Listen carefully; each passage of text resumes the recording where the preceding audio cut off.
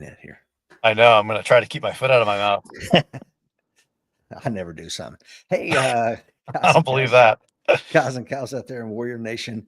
Welcome to July the 4th. I am super stoked about the guest that I have for you today. While we're waiting for folks to jump on, I'll just go ahead and read Simon's amazing bio here. Simon Golob, SLG, is a retired law enforcement officer, having started with the NYPD back in 1998. After September the 11th, he was offered a position in federal law enforcement, where he was fortunate enough to support the GWOT. Throughout his career, SOG has served as a patrol cop, investigator, firearms instructor, assaulter, and sniper, deploying numerous times to Africa and the Middle East, as well as 4 tours between Afghanistan and Iraq. His experience includes tactical operations, protection, and instruction, responsible for the development of a detachment-wide firearms and CQB program while serving as a member of a full-time federal tactical team. He has taught and trained with numerous law enforcement and military special operations groups, as well as a who's of top private schools. SOG's original and continuing interest in firearms field is effective, performance-oriented concealed carry. To that end, he was heavily involved in the development of the original modern appendix inside the waistband holster, as well as many of the current derivatives. There we go. Okay. An occasional competitive shooter, SOG has managed to consistently place highly in regional and national shoots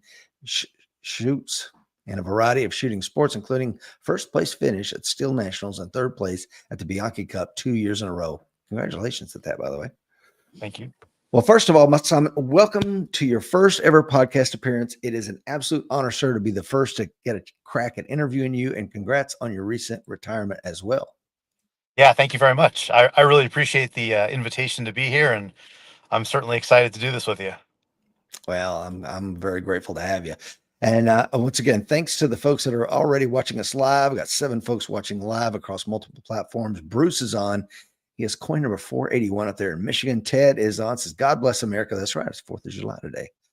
To 200 and what is this today? 249, I think. 249. That's right. Next year. 49. Thank you, Ted, for being on. He is coin number 1461. If you want to find out if becoming a coin member of our self-defense community is the right thing for you and your family, then please click the links in today's show notes, as well as I have links to Simon's website, which we'll be talking about later in today's show. As I spoke to you in the green room before we went live, I want this conversation to be centered around the handgun. I know that you're extremely well versed in all platforms, carbines, long guns, etc., but I want to bring you back if we could, and we'll talk specific to carbines and long guns. So stay tuned for that, folks. I also, full disclosure, I was honored to attend your first ever civilian enrollment course out at Meade Hall in Oklahoma. And it was an absolutely phenomenal class. If you carry a gun, either to defend yourself and your family as a civilian concealed carry holder, or you're a professional gun toter, highly recommend it, because if I remember correctly, Simon, the focus was performance on demand. Is that correct? That's correct. It's kind of I guess it's kind of my thing, you would say. Cold performance, performance on demand, the stuff that matters when we need a gun. Yeah. All right. So before we get into the interview, I have some icebreaker questions for you. What are you reading at the moment? I'm rereading Marcus Aurelius's Meditations. It's kind of a book I keep by my bed, and I've been into that since high school, to be honest. So it's time to reread it again. It's been a few years. And I just finished a book from YouTuber Itchy Boots. She's a motorcycle travel vlogger, crazy stuff all over the world by herself on a bike in countries you and I have been to with a lot of our friends and a lot of weapons. And she's just, traipsing through the countryside by herself, this blonde woman.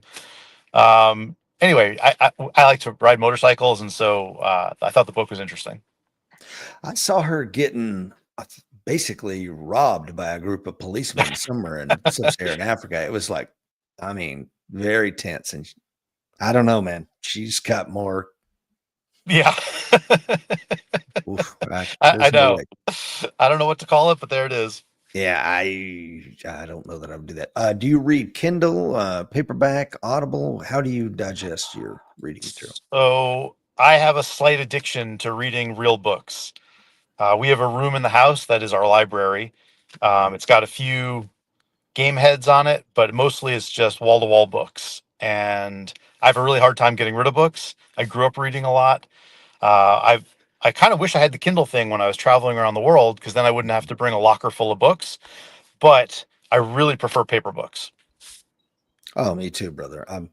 Anybody that's been here, I've got walls of bookcases, and I have a hard time getting rid of them as well. People are like, why? You've already ingested the information. I'm like, no, because when I read it, I read a really good book. I don't know if you've read it, Mortimer J. Adler's book, How to Read a Book. I think it was written in like the 20s. I am familiar with it. Yeah. And so his idea of how you like read a book cover to cover, x-ray the book, digest it, all this stuff. And I really took it to heart. So my notes, especially, I'm like you, that Meditations by Marcus Aurelius I have an underlined copy that I will reread multiple times, and I've given a copy to all my kids. It's absolute, especially at this point in their life. It's good to read it in your 20s, but really, as you're settling into middle age, it's a good time to dust that thing off and reread it. Wouldn't you agree? Absolutely. I mean, a very good friend of mine, who you may have heard of. I'll mention him here. Fabrice Zarnecki. He's a Frenchman who is now a U.S. citizen, and he's an expert on trauma medicine. He was where I got my first training, really, and awareness about trauma medicine. And this was in the '90s, before it was super cool. He was doing TCCC stuff with the military way back in the day. He gave me a copy of Epictetus's discourses. The Just endocrine. yeah, exactly. Just a very thin one, and that's kind of what got me into Stoicism in a lot of ways. And so I wouldn't say that I'm like a card carrying member or something, but I found it to be a pretty useful philosophy. Yeah, I had the same kind of epiphany back in that. I had a commander in the Marine Corps that gave me, it was a little series of books. I think there was three of them called the Warrior Triad, produced by Naval Press or whatever. And it was on a series of lectures that Admiral Stockdale gave, who won the Medal of Honor in Vietnam. Sure. Yeah, and he was a big believer in Stoic philosophy, and I read it and I was hooked. And you try to live a Stoic life. It's somewhat difficult to do in the 21st century, but there's a lot of value there, I think. Well, and I'm not Christian by birth in any way, but Christianity and Stoicism have so much overlap. I mean, Christianity took a lot of principles from Stoicism back in the day, and so I think the two really work well together. And if you believe in trying to treat other people well and not be affected by things you can't control, I think both of them work out pretty well in that sense. Do you have a favorite author or genre of books?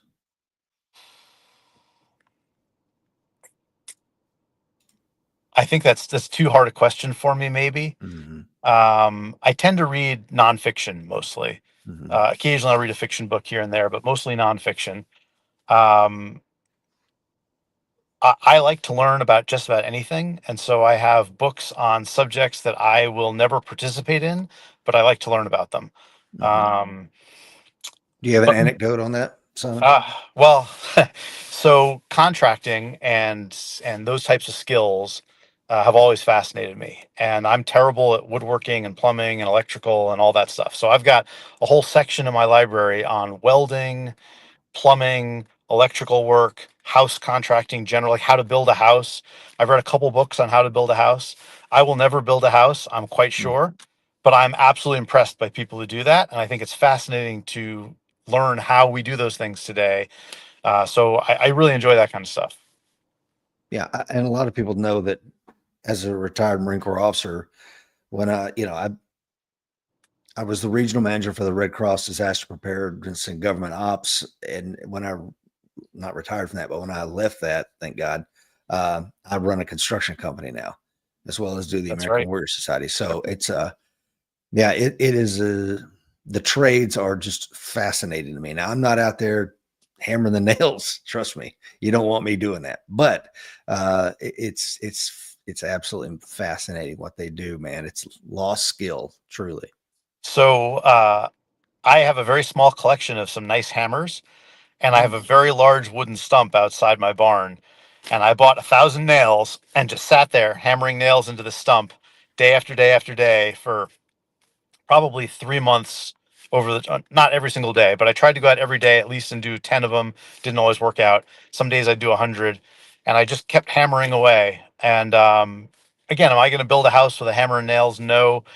Is hammering a nail well a useful skill? I think it definitely is. 100%. And I tell you what, you ever shake a framer's hand that's all they do for a living? Yeah. Yeah. It's like shaking a piece of iron. It's unbelievable. Yes. So definitely will help your grip strength. Best piece of advice you've ever been given? Best piece of advice I've ever been given, I guess, kind of goes back to what we were talking about earlier. Uh, you have to know what you can control and what you can't control, and you can't get worked up about stuff you can't control. There's a million other people in our circles, even all trying to do their own things. We can't control what they do. They can't control, hopefully, what we do. You can't get upset about any of that stuff. Sometimes it helps you out. Sometimes it may not help you out professionally, personally, whatever. But that's not in our control. So why get upset about it? Yeah, that's Stoicism 101, folks. Best advice you've ever given somebody else? Don't work for the government. No, nobody takes that advice. No. My father gave me that advice. Actually, he was in the army during Vietnam. He didn't deploy to Vietnam, but he was very. Uh, he did not enjoy his time in the army. He didn't enjoy working in the government in that sense. I did mostly enjoy my career. I'm a little bit tongue in cheek when I say don't work for the government. I got to do things that I would have paid to do had they been available to buy. Huge benefits across the board. Uh, but it's also good, I think, to work in the private sector and not work for the government. So again, I'm not actually telling people not to do that because I can't imagine any other career besides the things that I did, um, or something similar to that. And really, the government's the only place to do that. But I do tell people don't work for the government because you're going to be frustrated. And I feel like a lot of the people I'm giving that advice to today don't handle frustration well. I guess that's really what it is. It's tailored to who you're talking to, right? Someone like you, no problem at all. Some of the people I've seen coming into my old organization, I'm not sure it's going to be a great fit. Yeah, I agree with you, man. I used to, as a young Marine, deploying, running through the woods, of getting to blow stuff up for a living. I'm like, I can't believe they pay me to do this. I absolutely, this is what I dreamed about doing as a kid. Later, when you get a little long in the tooth in the military and you realize, you get into the politics of it, you're like, oh man, this Right. sucks. Well, and I think just like I imagine you were as a young Marine, we're not there to deal with the politics of it, right? We're just there to do the job. And we hope that we're being used correctly. But the reality is, whether you're in the military or in law enforcement, these are political entities that are run by politicians, and they have the right to choose how they want to use us as long as it's legal. So we may pursue different areas that might not interest us or that we might disagree with. But if it's legal and it fits the agenda of the politicians that were elected, that's our job. And I think people have a hard time understanding that. No, I agree. And maybe we'll touch on that later because that's incredibly important. Look who's on, Dr. T.C. Fuller, one of Oh, my very best friends. Speaking of what we were talking about, Simon, earlier, he says you could tell by his devastating good looks who he used to work for. And we were talking about this in the green room also, man, that with 400 million firearms in the United States of America, you would think that there would be a lot of, just too many tactical people to know who the great shooters are, and it's not. It's a very narrow pond, and you and I probably know almost every damn one of them personally, or have their information on our cell phone, right? it's definitely a small group. And this is going to be maybe a little controversial. I don't think it's all equal. There's a difference between being a great shooter and a great instructor. And there's a difference between knowing what you need to do at the highest levels of competition versus what we need to do in the professional gun carrying world of people who are not going to train or take the interest that high level competitors take. And I think a lot of instructors don't understand some of those differences. I 100% agree. I saw this when when I was helping Mike get the United States Shooting Academy up and running out in Tulsa, and we brought in some A lot of JSOC guys, Dev Grew, former CAG guys, some FBI HRT. We had a who's who of some really solid shooters, and we were putting them through like, okay, if you're going to be an adjunct here, you need to have a baseline of your teaching abilities, right? And I was just like, wow. So the first day was like, you have to run a skills test just to see if you can do this. Okay, so take them to the range, and those that didn't pass, sorry, man, here's your plane ticket home. Thanks for coming out. Love you. And then we went into the next 2 days, and it was just like, you're a great shooter, brother, but you have no ability to teach, and those are different. Yeah. And I don't know why, and I don't know if it's the bearded, tattooed ex-GWOT thing that's kind of made everybody think that, well, I was in Baghdad in 2005 kicking doors, so now I can teach. And it's like, maybe not. Well, I think the civilian training world is infatuated with what unit you came from. Mhm. And when, as you know, a lot of guys don't make a career of the military. So if you've got, a young guy who gets out after a 4 or 8 or 12-year tour and he's been doing good work, I think, especially in the earlier days of the GWOT, guys were looking at the firearms training community as maybe an easy way to make some money and capitalize on skills that they had learned in the military or law enforcement for that matter. But I think it was more military at that point. And in many ways, the civilian market will reward that idea. Mhm. But these are guys who, need to make a living. And I don't begrudge them that at all. But I think, people come and go pretty quickly in that sense because you see who's going to stick around, who's good at this. And again, for me, not even just teaching ability, right? Because your basic ability to teach, like, can you teach a child how to tie their shoe or ride a bike, right? Yeah. Like these are aspects of teaching, but there's the greater level, I think, of taking all of the knowledge that we have about shooting and figuring out which parts of that matter to train a recruit police class that only has 40 to 80 hours of training time, is only going to shoot a couple times a year after that. Do we give them the USPSA Grandmaster treatment? Mhm. Or do we give them something that is going to maybe not be as ultimately effective for the high level trainer or shooter, but something that they can actually learn in the time frame they have and then maintain it with the minimal amount of training they're going to put into it? And is that the best way to go? Probably not. Is it the only effective way to go given what you're working with? Probably. No, I agree with you. And I don't think I've ever said this on here. Seekland and I taught our first open enrollment civilian class in the summer of 1995. So I've been in and out of the space for 3 decades now. So, I heard a former DevGru guy going, "Doc, man, and in 2007, it was only me and Larry Vickers. I guess we were the ones that started firearms training to civilians." And I'm like, "Are you high, bro? Have you forgot about Jeff Cooper and Ken Hackathorn?" And I could go all day on Rex Applegate. I mean, my God, man. But so that's the problem, is that a lot of people don't even know any of that stuff. Exactly. Jeez. Which, maybe that's not relevant to, can I teach you how to shoot a gun? Okay. But if you think you created the space in 2007, there's a problem there. Well, my point is, I think some of that history and legacy is relevant, if you'll permit me, because you don't know how we got here.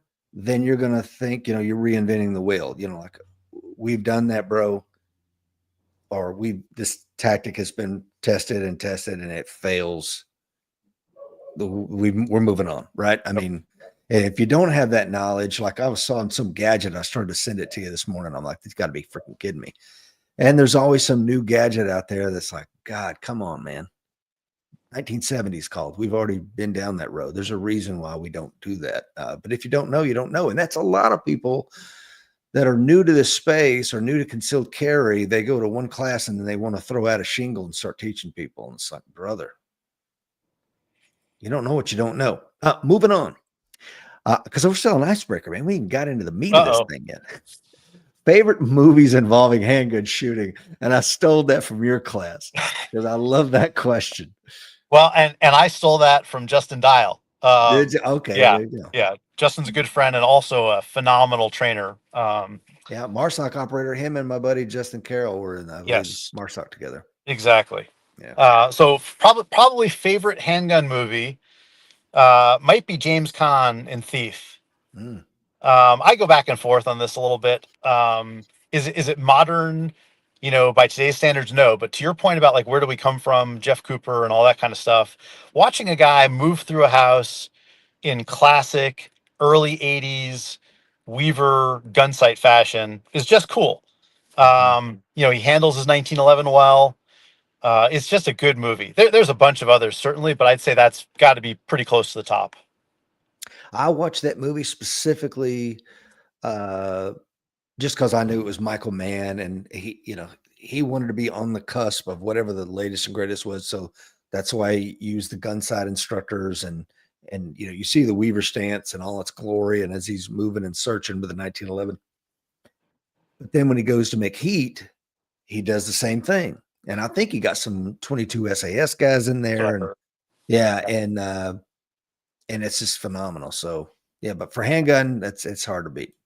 Yeah, he didn't have much handgun work. I thought the end stuff was actually a little bit of a throwback, Mhm. and it was more of a filming technique than a this is how we use a gun kind of thing. Right. But I enjoyed the movie tremendously. Yeah, What's on Simon's gym playlist? I don't listen to music when I lift. Thanks for coming on today, son. Yeah, I don't object to listening to music, but my workouts have changed a lot in the last couple of years. I used to go from like CrossFit. I did CrossFit for almost 20 years, Mhm. and if you don't have music, I don't know how you get through a CrossFit workout. Yeah. Um, I've shifted to actually a little bit more traditional workouts again, where I'm doing sort of heavy lifting on one day and high intensity cardio on another day. And I know that's, not the best way. Certainly, and I gotta say, I'm not making fun of this at all. CrossFit completely changed my ability to do tactical stuff.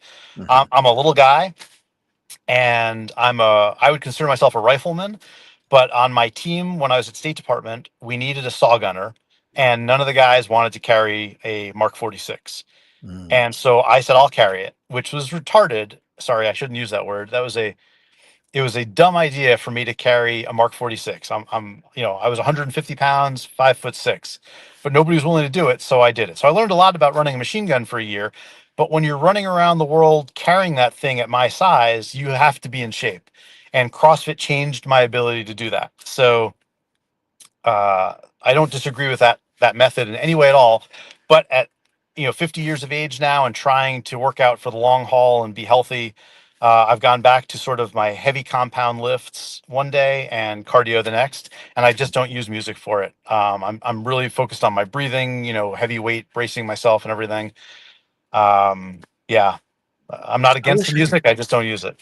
I wish I could do that, man. I need the motivation. My son, we work out together now that he's creating his own company. He was an research scientist at Sandia National Laboratories, but he's moved back to Tennessee.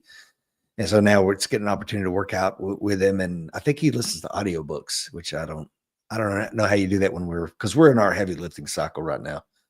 Um, but yeah, so let's get into, I guess I could ask your wife this question, but since I'm talking to you this morning, what's it like being married to one of the greatest shooters of all time? Um, Shooting aside, it's fantastic. I could not have asked for a better wife in any way at all. You never know when you start dating somebody or when you get married how things are going to go. And I couldn't. I completely lucked out. I think your spouse is about the single most important decision you can make and will absolutely affect the trajectory of your life no matter what. Hopefully for the good, but obviously in some cases it doesn't work out that way. Uh, Julie has been the best wife I could ask for. Yeah, I got four And the fact kids, that she and likes to shoot is just a bonus. oh, I tell you, and I have, me and my wife, we just celebrated our 37th wedding anniversary, and we have four kids, and I agree with you. Your spouse is by far and away the most important decision you'll ever make, and maybe that's the best piece of advice I could ever give anybody. Is Yeah. man, if you mess that up, got bad news for you. So Yes. You started your career in this line of work with NYPD back in, I think, 1998. How did you get there? Tell us about the academy experience. What was it like on the job at NYPD? Wherever you want to go with that, Simon. Yeah, so I grew up in New York City. Didn't really, to be honest, think that highly of the NYPD growing up because I knew nothing about the subject at all and was happy to make decisions and judgments based on very little information. Seems to be a common theme these days in general, I think. So I was all into that, no problem. I figured NYPD wasn't where I wanted to be. And I was looking to go to another agency, and I was dating a girl in New York, and I decided I wanted to stay in New York with her rather than go somewhere else. So I applied to the NYPD. Um, I got in pretty quickly, which was kind of amazing because nothing to do with me, just I think the timing and the cycle. Often it takes years to get hired over there. At least when I was growing up, people knew it was like a multi-year process to get in. Did you have your And undergrad at that point? yep, I'd graduated from college just a little while before. No. Um, I don't think they care about that at all, to be Oh, honest. really? Okay. But yeah, got into the NYPD. The academy was about 8 months long at the time. That fluctuates, just time of the year and number of people in the school in the academy and stuff. There were around 900 recruits in my academy class, if I recall Holy. correctly. Um, you're broken down into smaller groups, of course. So there's only about 30 people that I was working with most of the time, but there was about 900 of us on graduation day. Um, it was very interesting because I had no family in law enforcement, really had no friends in law enforcement, didn't know anything about it at all, just knew it's what I wanted to do from, movies and TV and whatever else, nothing useful. And it was an eye opener for me. It was not difficult in terms of skill or physicality. It was very difficult in terms of wrapping my mind around the culture of the NYPD and of law enforcement in general, which I think in New York it's a little bit different than other places. Every place is a little unique. New York, of course, is the largest law enforcement agency and has been around for a long time, one of the oldest in America. Lots of stories, good and bad, have come out of there. And so there's just a lot of baggage, again, good and bad, that goes with being with the NYPD and learning some of that, wrapping my mind around it. The Amadou Diallo case happened while I was in the academy. And people did not like cops when I graduated from that academy. So that was a very challenging time, also. And shortly before I left the NYPD, September 11th happened, and then people loved cops.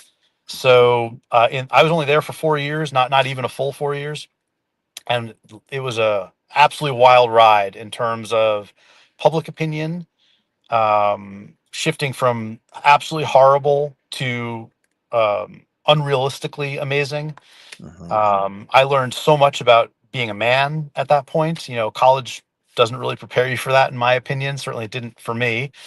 Um, the NYPD was a short period of my life, and it was incredibly impactful on me as a person, as a shooter, as a fighter, as a man, as a police officer.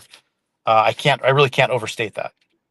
Uh, uh, well, since we're talking about it, where were you on 9/11? What was that like?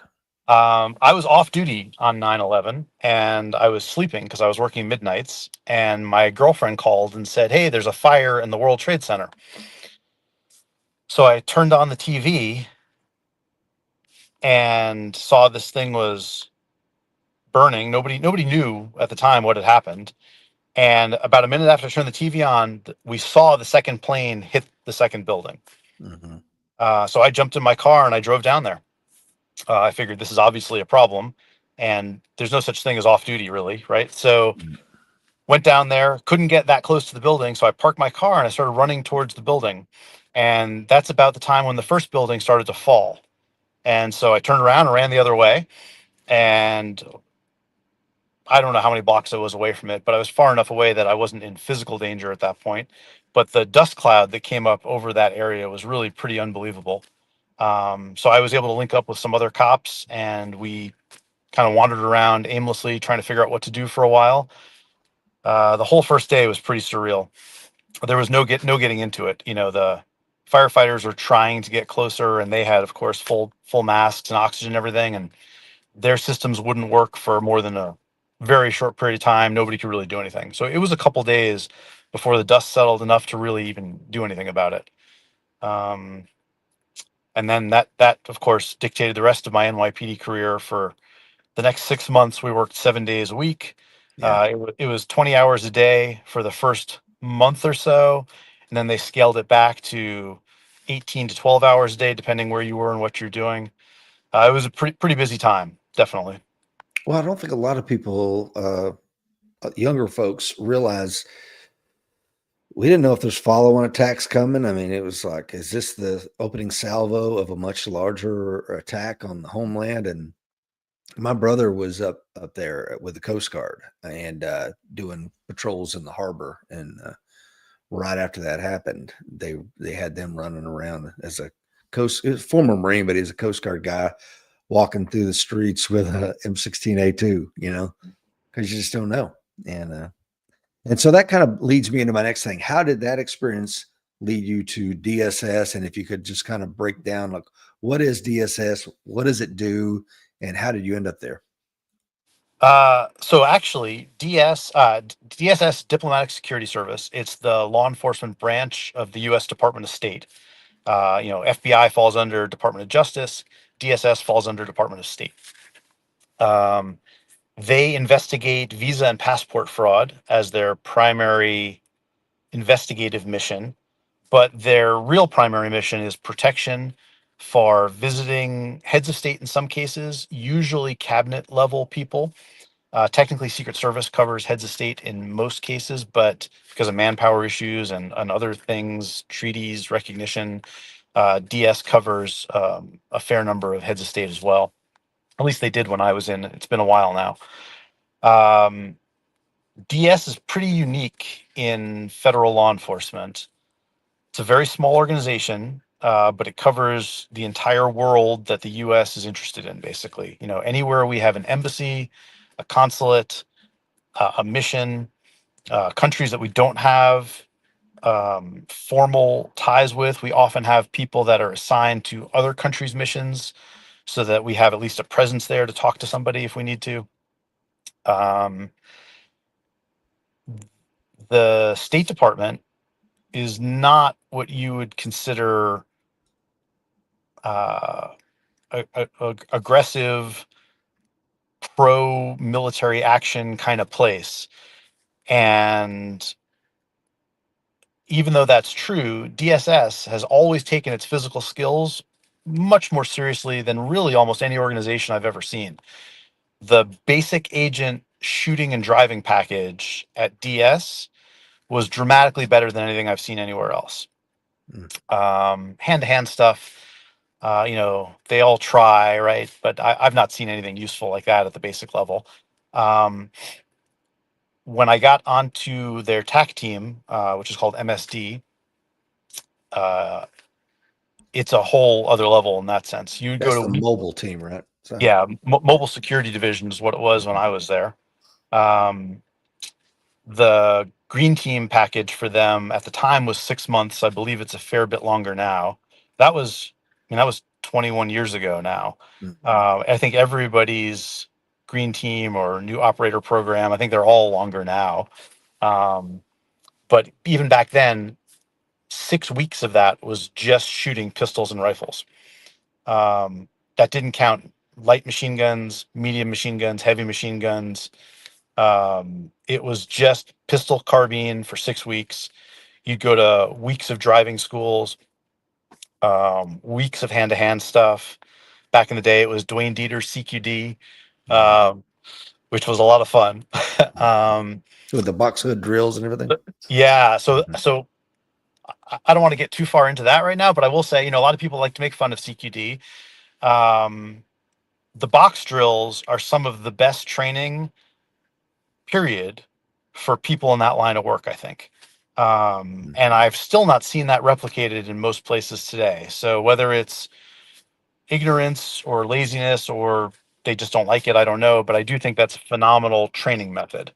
Um, I've never And, done it. My brother went through it, and he speaks incredibly highly of that. And oh, as I don't know anybody that ever went through that poo pooed on it or whatever. I mean, oh, they thought it was really well, useful.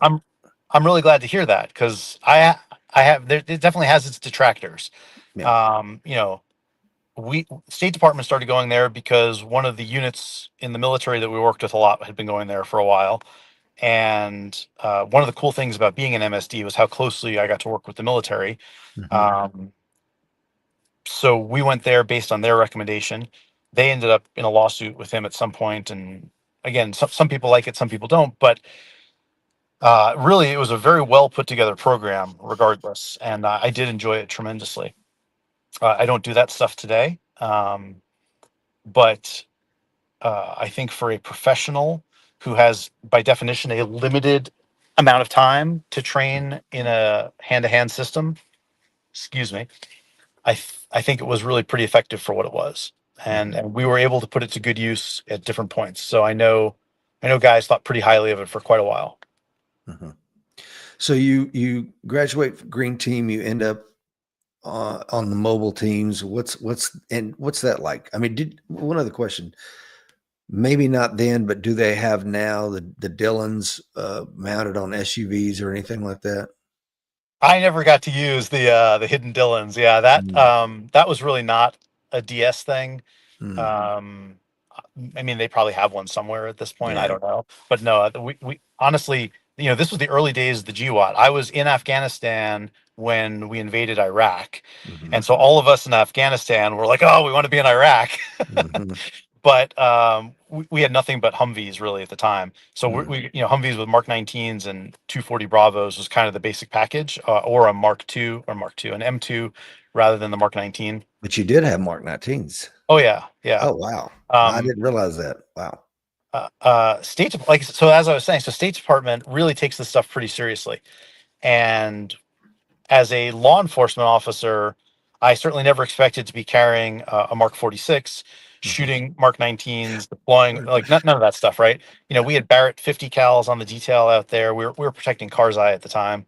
Hmm. Um, it Did was you a take it over from DevGru or was there an exact yeah. intermediate contract? Um, I don't want to swear to the timeline at this point, Uh, but yeah, they had started, they got into a little bit of a shooting with a crowd at one point, and it was decided that probably wasn't the way to go. Um, so State Department took it over. We used contractors mostly, but I don't want to swear to the timeline on any of that at this Gotcha. point. But anyway, it was a tremendous learning period for me as well. Um, Again, I was never in the military, one of my biggest regrets, but getting to deploy with these guys and work with them and learn from them was so valuable. And guys I'm still in touch with from the Navy and the Army from that time period. It was just a fantastic time. That's what was your thoughts about the saw since you did carry it? I have my opinion. I'll wait to see what you say. So I'm not a machine gunner. Uh, The idea of a beaten zone is so foreign to me because I'm a much more precision oriented mhm, shooter. mhm, Um, Also, again, being 150 pounds and carrying that and a couple of nut sacks with it, it's mhm, just a lot of weight. It's a lot of stuff to carry around. We were taking so we I never I shot the basic 249s, but we never really used those. We just used the Mark 46s, and mhm, so we were trying to turn that into something we could use for CQB. So we were putting vertical foregrips on the front. Um, Tango Down had made a bipod at one point that we were testing. Unfortunately, it wasn't designed around the Mark 46 originally, so it mhm, just didn't hold up to that the same way. But we were using that. Obviously, you've seen or probably have experienced. Tons of military guys were using the issued metal bipod on the saws as sort of a vertical hand grip, but mhm. that doesn't work that well. And so we were looking for much more of uh, a more effective CQB platform, I guess, but also something to be able to use in the trucks, either for braking contact. Um, and I liked the gun. I enjoyed shooting it and learning about it for the year or so that I carried it. I wouldn't do it again if I didn't have to. Again, I only agreed to do it because nobody else was willing to. Hmm. Yeah, I'm not an expert on machine guns in any way at all, to be honest. I enjoyed it. The whole belt fed thing, changing barrels, Yeah. is it never worked well with magazines. So you Yeah. had to run a 200 round pack off the side. It worked fine as long as you kept your bursts down. It was fine. I did enjoy it, but it's just not my thing. And I don't know. We're all a victim of our own experience, and I would imagine at the State Department, you guys probably had really good ones. In the Marine Corps infantry, we had trash. And as a combat instructor, man, I always hated teaching the SAW and then the qualification course for the 0311 riflemen's. And they have to pass, and they have to pass in a certain time, and keeping those old beat up saws running. You're just running up down the line with bottles of CLPs, keeping them highly lubricated. But yeah, they were garbage and didn't run with magazines. But I imagine if you had a relatively new one that was well maintained, it could probably be a good, because when it runs, it's phenomenal. I mean, it could just chew up at whatever you want. But Yeah, no, I will say, so we got hours off a Navy contract, mm, and they were brand new and diverted to us, which is how we got a lot of weapons actually back then when we were using SR-25s and Mark 11s. mhm, Those are all Navy contract weapons that we were able to get.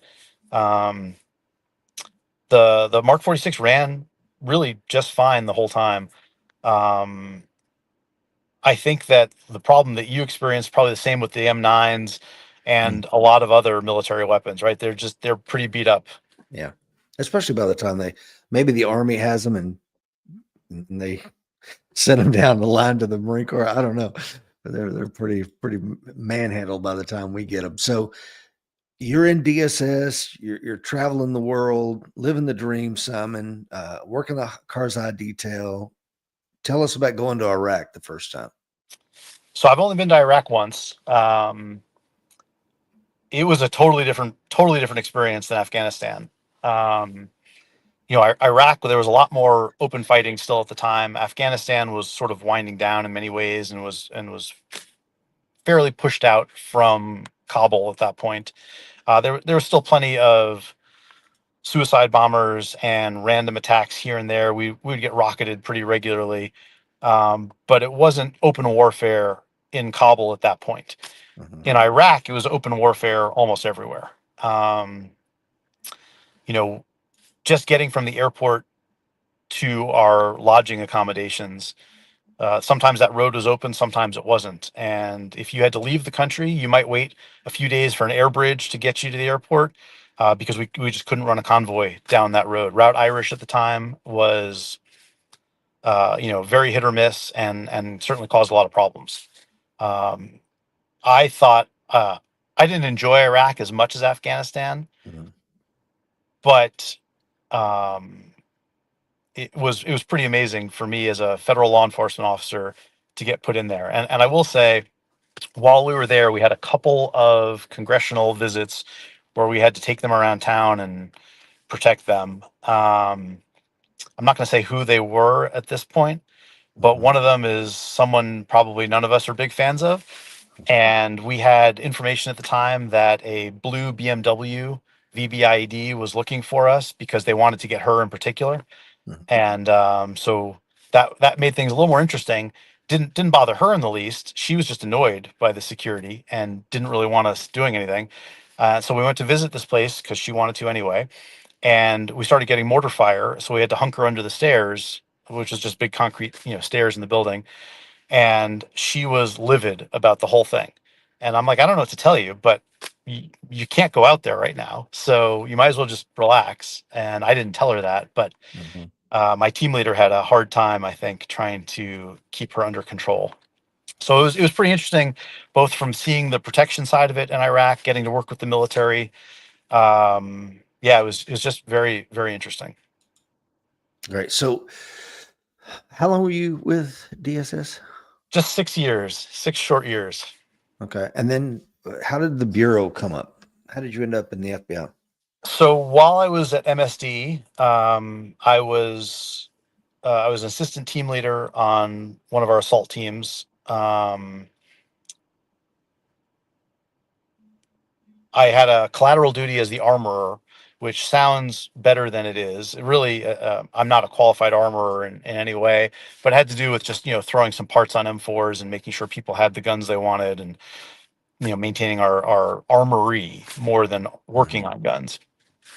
So while I was doing that, we had a change in leadership, and my new boss had everybody into his office one at a time for a little sit down and get some honest feedback on what was going on in the unit, because we were on a war footing for years at that point. And I thought that was very exciting as a young guy, and it really gives your workplace, your unit, a sense of purpose, I think. And I've not had that the same way anywhere else, and I really miss that. We were deployed 6 months out of the year. That was usually 3 trips, 2 months each. And then the other 6 months, we were traveling around training, going to schools, doing things like that. There was a real sense of purpose. We lost 10 guys in the 2 months that I was in Iraq. Um, One agent, and then 9 contractors, local nationals that have been hired, people in different positions. I don't want anyone to think we lost 10 agents at the time. That was not the case.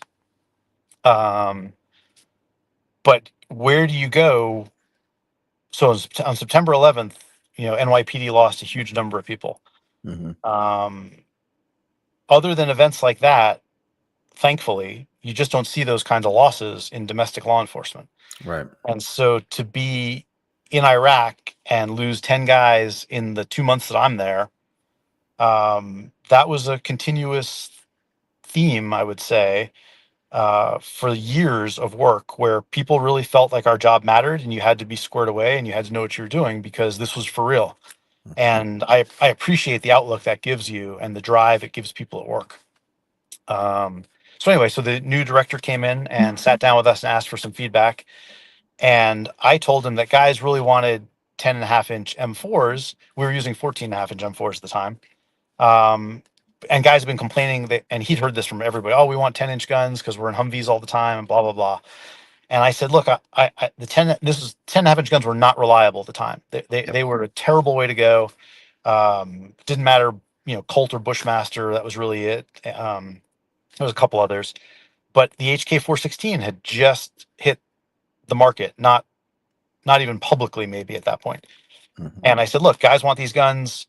They don't work, but if you want, I'll get a couple of these 416s. We can test them out, and we can go from there and see. And I think that'll improve morale a little bit because guys feel like the 14.5-inch gun's too big, which I'm a big fan of the 14.5-inch gun, by the way. Mhm. Um, so so he said, okay, go ahead. So I reached out to HK, got a 416 for testing, and at the same time started rewriting our firearms program for the unit and then our CQB program. And as a part of that, I was going around the country training with different units, and one of them was at Quantico. And so they asked me, after spending a few weeks with them, if I wanted to apply under their tactical recruiting program and then try out for their team. And so that was kind of how I left DS and went to the FBI at that point. Okay. I didn't realize that's how it worked out. Now, do they still have that pathway, the Bureau? I don't know. As far as I know, they do, but I don't actually know. Mm, I've not kept up with it at this point. no. Um, so here's another opportunity to excel. I'm imagining you back to the FBI Academy at Quantico.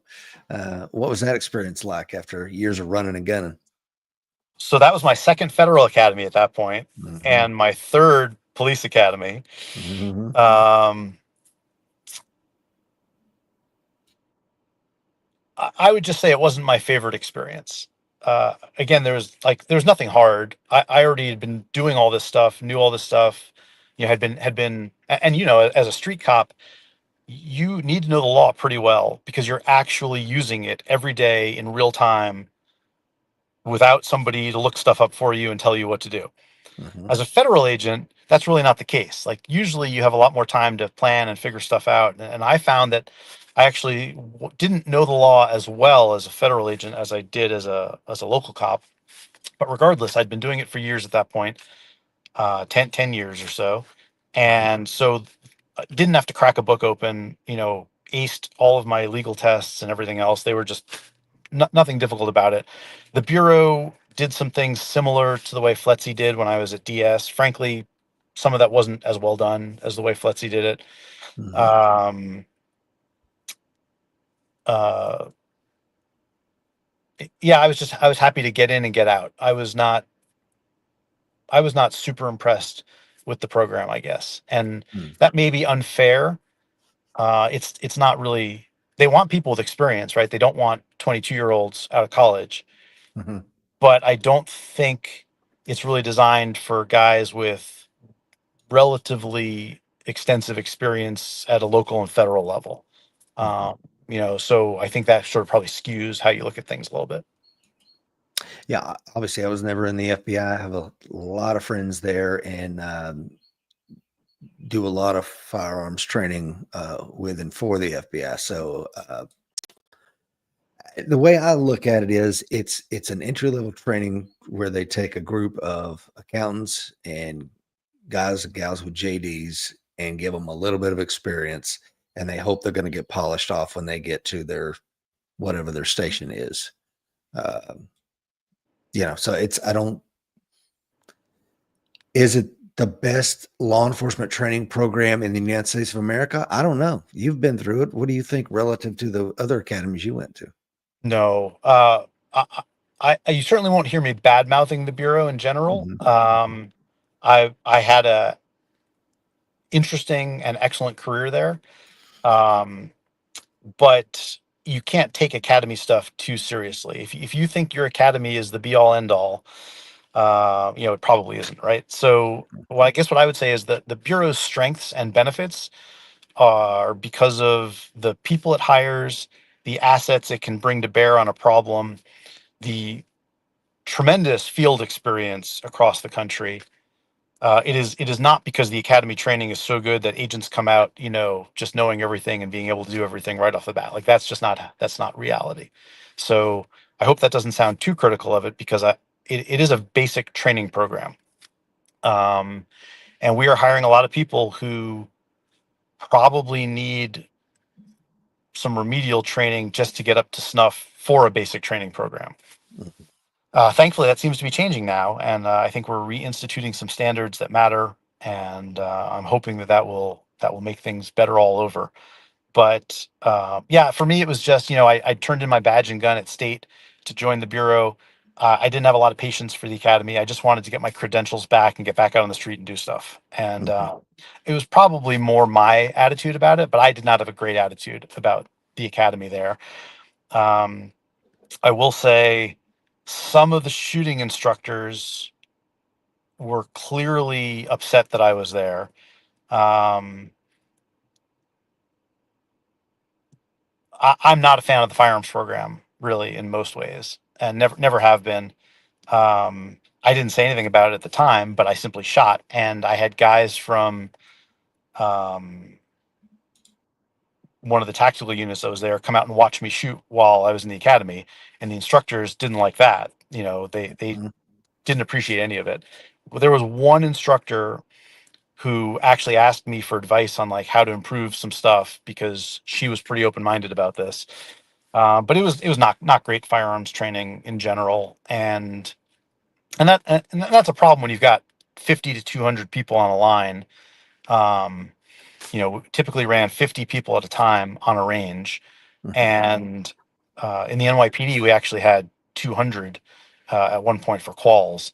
But when you're running those kinds of numbers, there's no excellence in training, right? And that's not an excuse. That's just the reality of it. Mhm. But at the same time, I still think that we probably need to work on the program a little bit. I agree with you, and I think we've talked about that offline, and probably leave that discussion right there. Yeah. Uh, why? So you go out to your first field office. How long was it before you were actually on a regional SWAT team, or however you call that? Yep. So I was just maybe an interesting anecdote. I don't know, but I was supposed to go to Salt Lake City field office headquarters in Salt Mhm. Lake City. And I was supposed to help with the Afghan program because in Salt Lake is where they did their train ups for all the SWAT guys going over to Afghanistan to help Mhm. out with stuff. And because I had 3 tours there and whatnot, they said, "Hey, we'd like you to come help teach this program." So I was supposed to go there and do that. The guy in the class before me, who they sent to the RA that I ended up in northeastern Montana, was a former East Coast cop and a single guy. And I guess he got upset that he was going to be in this place, and they transferred him to I don't know, a slightly bigger RA. I don't see how it was a benefit, but the story I heard, I don't know if it's true or not. The story I heard was that, he was afraid he wasn't going to meet any women there. And so they moved him somewhere else. And so they had to backfill that position. So instead of me going to Salt Lake and helping out with the Afghan stuff, I went to this tiny office in Northeast Montana and worked Indian country for 5 years. One of the best gigs I've ever had. Very frustrating in many ways, really trying from a stoicism standpoint. Tons of problems out there between the tribes, the government, law enforcement. Um, but that's where I was assigned. And then the SWAT team leader from Salt Lake Division got in touch with me and said, "Hey, I was told that you came into the tactical recruiting program, so I'd like to get you to come try out for SWAT when we have our tryouts next time." So that was October of 2008. I got to Montana, and in the summer of 2009, I went to SWAT tryouts and got on the team. And yeah, so a little less than a year. Mm. Yeah, I can relate to that. There was when I got out of the Marine Corps the first time, I got on with a sheriff's department, loved it, had phenomenal leadership. We had an excellent tactical team. I was loving life. Me and Seeklander we're on the same team. We got asked to come over and teach another department tactical team. They offered me a job similarly, and I'm like, okay, cool. So I went over there, and then it was like, once I got there, it's like, yeah, all the stuff we were going to do, yeah, that's down the road, man. Kind of put you on the shelf. And we did, I was just absolutely freaking miserable. And ultimately went back into the Marine Corps. But I'd never understand that misallocation of resources. Like all the stuff you guys did to get me here, and you send me to Northeast Montana. How does that make sense? It was, in many ways, it was the best thing that could have happened. To you, maybe, right? But not necessarily for the good of the Bureau, perhaps. Yeah, maybe, I think we all like to think we could help and improve things. And I think that's Mhm. true, of course. But the Bureau is a very large organization. Plenty of guys doing this. Some of my SWAT teammates were teaching programs down there for the Afghan thing. Certainly, they were doing a great job at that. Salt Lake SWAT was a pretty squared away team with a bunch of really mature guys who knew what they were doing, who were responsible. Honestly, I can't say enough good things about my time in Salt Lake SWAT. Mhm. Got to travel all over the country assisting because we were an enhanced team. And so when other teams needed help, we'd go out and help them. Got to go to Alaska as a part of that. I might have missed out on doing some of the Afghan training, but frankly, um, I'd sort of done that for years, Mhm. and learning to be a domestic SWAT guy, thinking I knew all this stuff from my time overseas and running with the big guys and everything. Like domestic SWAT's a different thing, and you have to learn what matters for that and not think, oh, well, I did all these tours and this and that. Like, going prone is not a thing in SWAT, really, right? Like, so that I know that sounds stupid. I'm not going to elaborate on it right now, but like setting up your gear to sustain an explosion to your Humvee and getting blown into a mud puddle somewhere is just not something that we have to factor in the same way. So it was definitely, I learned a ton when I came over here, and really furthered my understanding of the whole thing. And that's it's so funny you say that. The mission drives the tactics, and it's like I think people misunderstand that. Like I'll see these people that and again, I'm not poo pooing on anybody. A lot of these guys are my dear friends, but they come out of those tier one units or what have you, and they're like, I'm going to teach concealed carry. I'm like, well, you don't know the ROE for here, bro. The domestic ROE is going to be completely different than what you're used to. And then what is the mission that these, soccer moms and soccer dads are going to be doing is completely different than what you did downrange.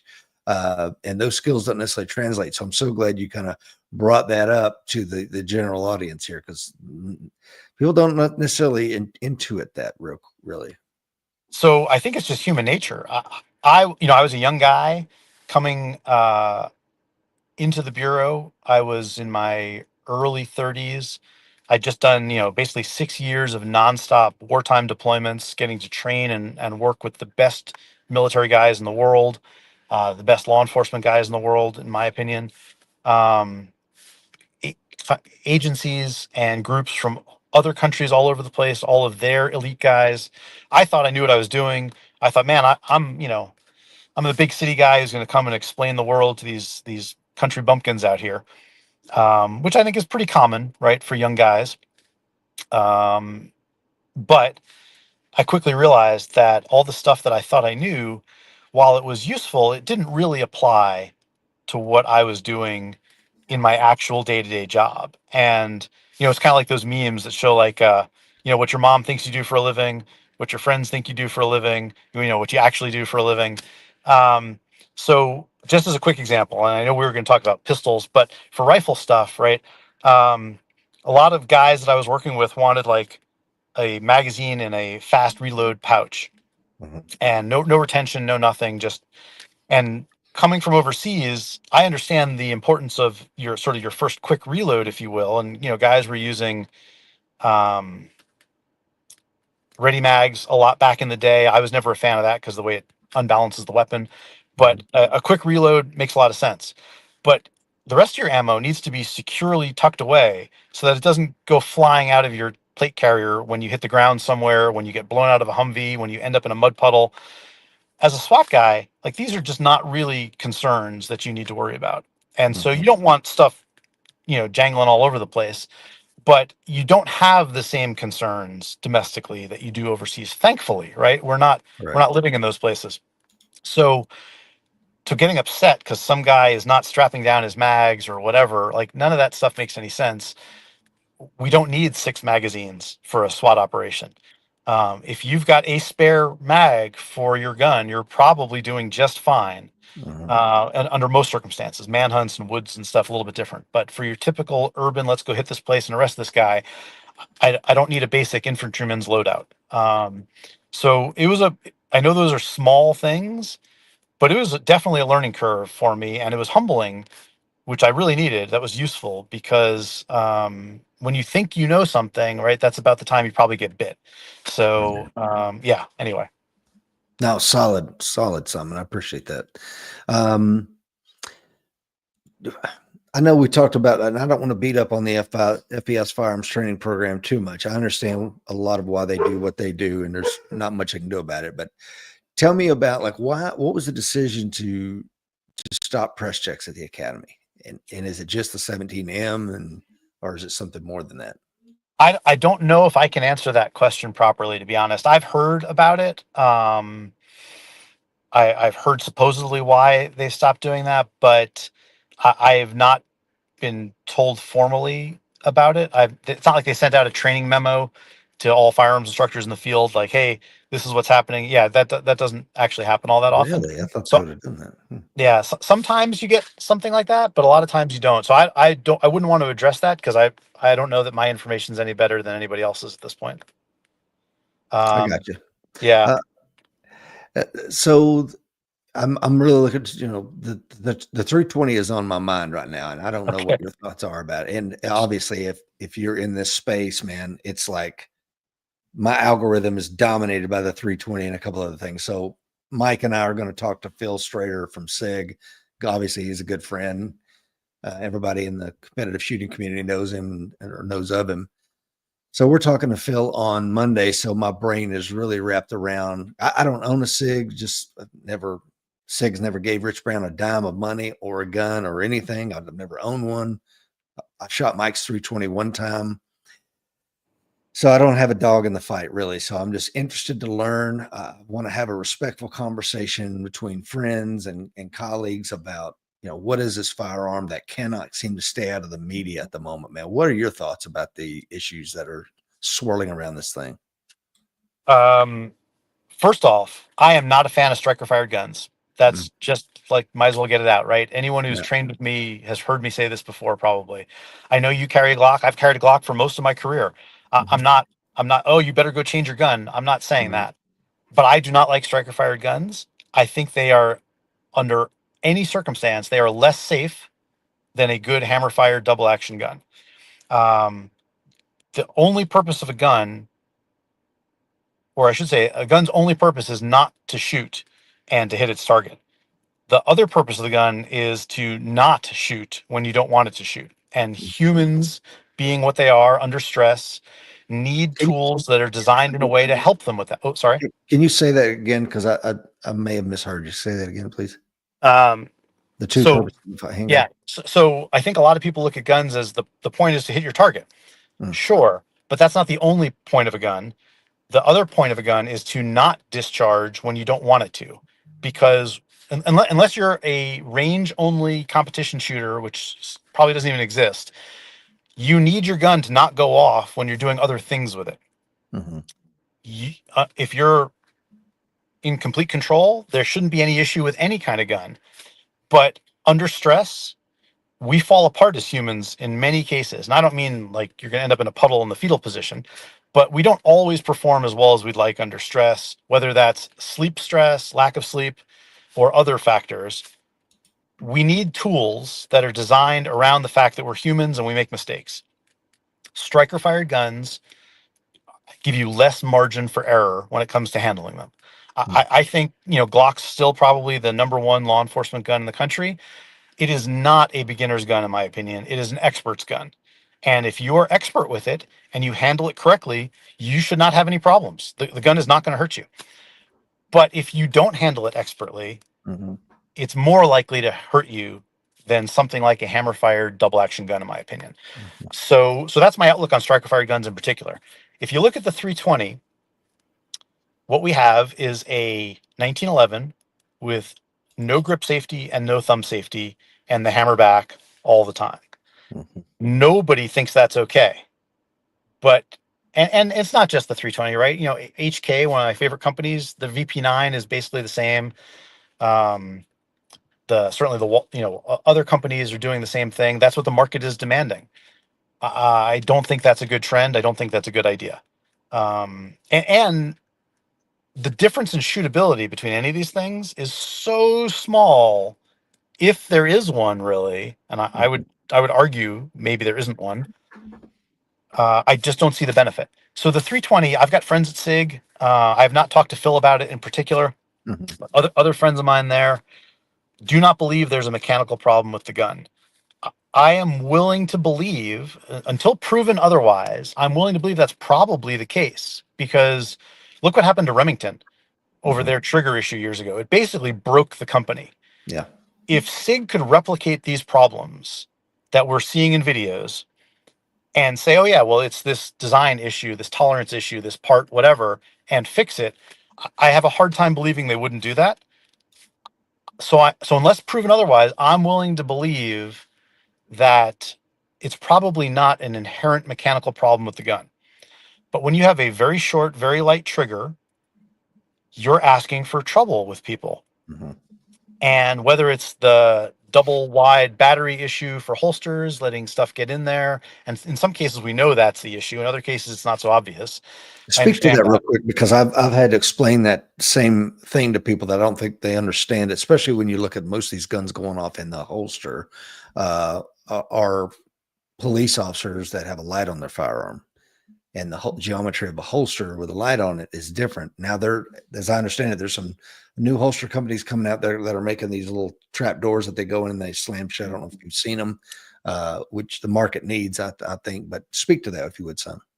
Yeah. So the craze of mounting flashlights on pistols, sort of started and is still mostly dominated by models that stack their batteries side by side. So if you've got a 123 battery side by side with each other, you've got a flashlight that's twice the width of a battery now, right? I mean, obviously bigger than that, but if you've got a single battery one, then it's narrower and it's usually about the thickness of a Glock frame. So Mhm. if you put two batteries side by side, like a typical Surefire X300 or a TLR 1 or 2, One, two, yeah. yep, You cannot build a holster that completely covers the trigger guard when the gun is in it and still lets you put the gun in it when it's got this extra wide flashlight on it. So they leave the trigger guard area a little bit wider to allow the flashlight sitting on the dust cover to get in. I can get a finger into almost all of those holsters. I'm a small guy. Um, I don't think we're going to get to hand size today when it comes to shooting, but I have a small hand by glove size. Hmm. But that never works out because I have thick fingers and a big palm and Hmm. short fingers. So my hand is not petite in that sense, and I can still get my fingers into those things. So your average guy is probably not having a problem getting fingers in there. Now you get some keys in there or a jacket zipper or something like that, and maybe that sounds crazy. The NYPD had major problems with jacket zippers years ago with their guns, which is another story. But again, like if you don't know your history, then how do you know what's going on today? And the idea of having an open trigger guard there is just a disaster, right? You're asking Yep. for a problem. So one solution is to go to a single battery flashlight, which is what I prefer. I know Me that doesn't too. give you the same power. Other people want more power. I get that, but it's overall a safer way to go, I think. Another way might be this trapdoor solution, which I'd heard of, but I've not seen. I haven't seen it, but I've seen it on somebody handling it, but I have not ran one yet. Right. And maybe that will be the way to go. Anytime you add complications to a holster, like these are very basic devices that need to work while you're rolling around on the ground with a lot of weight on top of you, fighting Hmm. with guys, banging into things. I want them to be as simple as possible. Maybe that will still work properly. I don't know. I'm not saying it won't. Yeah. But yeah, so that's the issue, right? Is that things can get in there. And we know that happens. We've seen that happen. Some of the videos where SIGs are going off, that is what's happening. In other instances that I'm aware of, and I don't know if all of this is completely public. Hmm. I'm not violating any agreements or anything like that. But some people, some places that have had problems with 320s were using holsters designed for other guns. Hmm. Um, that's not a good way to go, right? Again, we've known this since the late 70s, probably. Um, the gun should fit the holster. The holster should be built for the gun. We shouldn't be using generic holsters and putting a bunch of different guns in them. When you twist a gun in a holster that allows it to twist, that can cause a lot of problems. Um, if the gun is held correctly in the holster, it solves a lot of these issues, right? So that's part of the problem, no question about it. Are there other times when the gun just seems to go off and there's nothing we can show that got into the trigger guard or pulled the trigger? Maybe. I've seen some of those videos. I would make a plea to your audience at this point, and this has been a problem for me in my career for my entire law enforcement career. When you watch an event on TV and you see some guy getting beaten, you do not know the facts of that circumstance at all. And I also say this to current law enforcement guys because I dealt with this problem at work a fair bit too. Hmm. Unless you're investigating that case or were a part of it, you also don't know anything about it from watching it on TV. So let's not jump to conclusions about what has happened and why. Now, I'm not saying you shouldn't use a little bit of humanity when you see these things. And like, there's some horrible things that we've watched, but don't pretend that you know the facts behind what has happened. Hmm. Watching a grainy CCTV video footage of a holstered gun going off does not tell you what happened in that circumstance. Hmm. Would it be easy to blame SIG on it? Yes. If they are to blame, I'm all for them figuring that out and fixing it. But until we can prove what the issue is, I believe in supporting the gun industry and the gun companies that are making these things. I don't like striker fired guns. I don't like fully tensioned guns. I don't have any use for them at all. I don't think they're a good way to go. But I love the fact that we have lots of gun companies selling lots of guns in America. I don't want to hurt that in any way. Yeah. So I know somebody's going to say, "Oh, he's just a shill or whatever." I have no affiliation with any of these people, right? I'm just an American. I want guns. If they're doing something wrong, if they're building something faulty, yes, we need to figure that out. They need to figure it out. They need to fix it. But until that's been proven, let's just reserve judgment. We know there's a problem, but we don't know what the problem is or how we're going to fix it. So let's not pretend we do. It is what it is.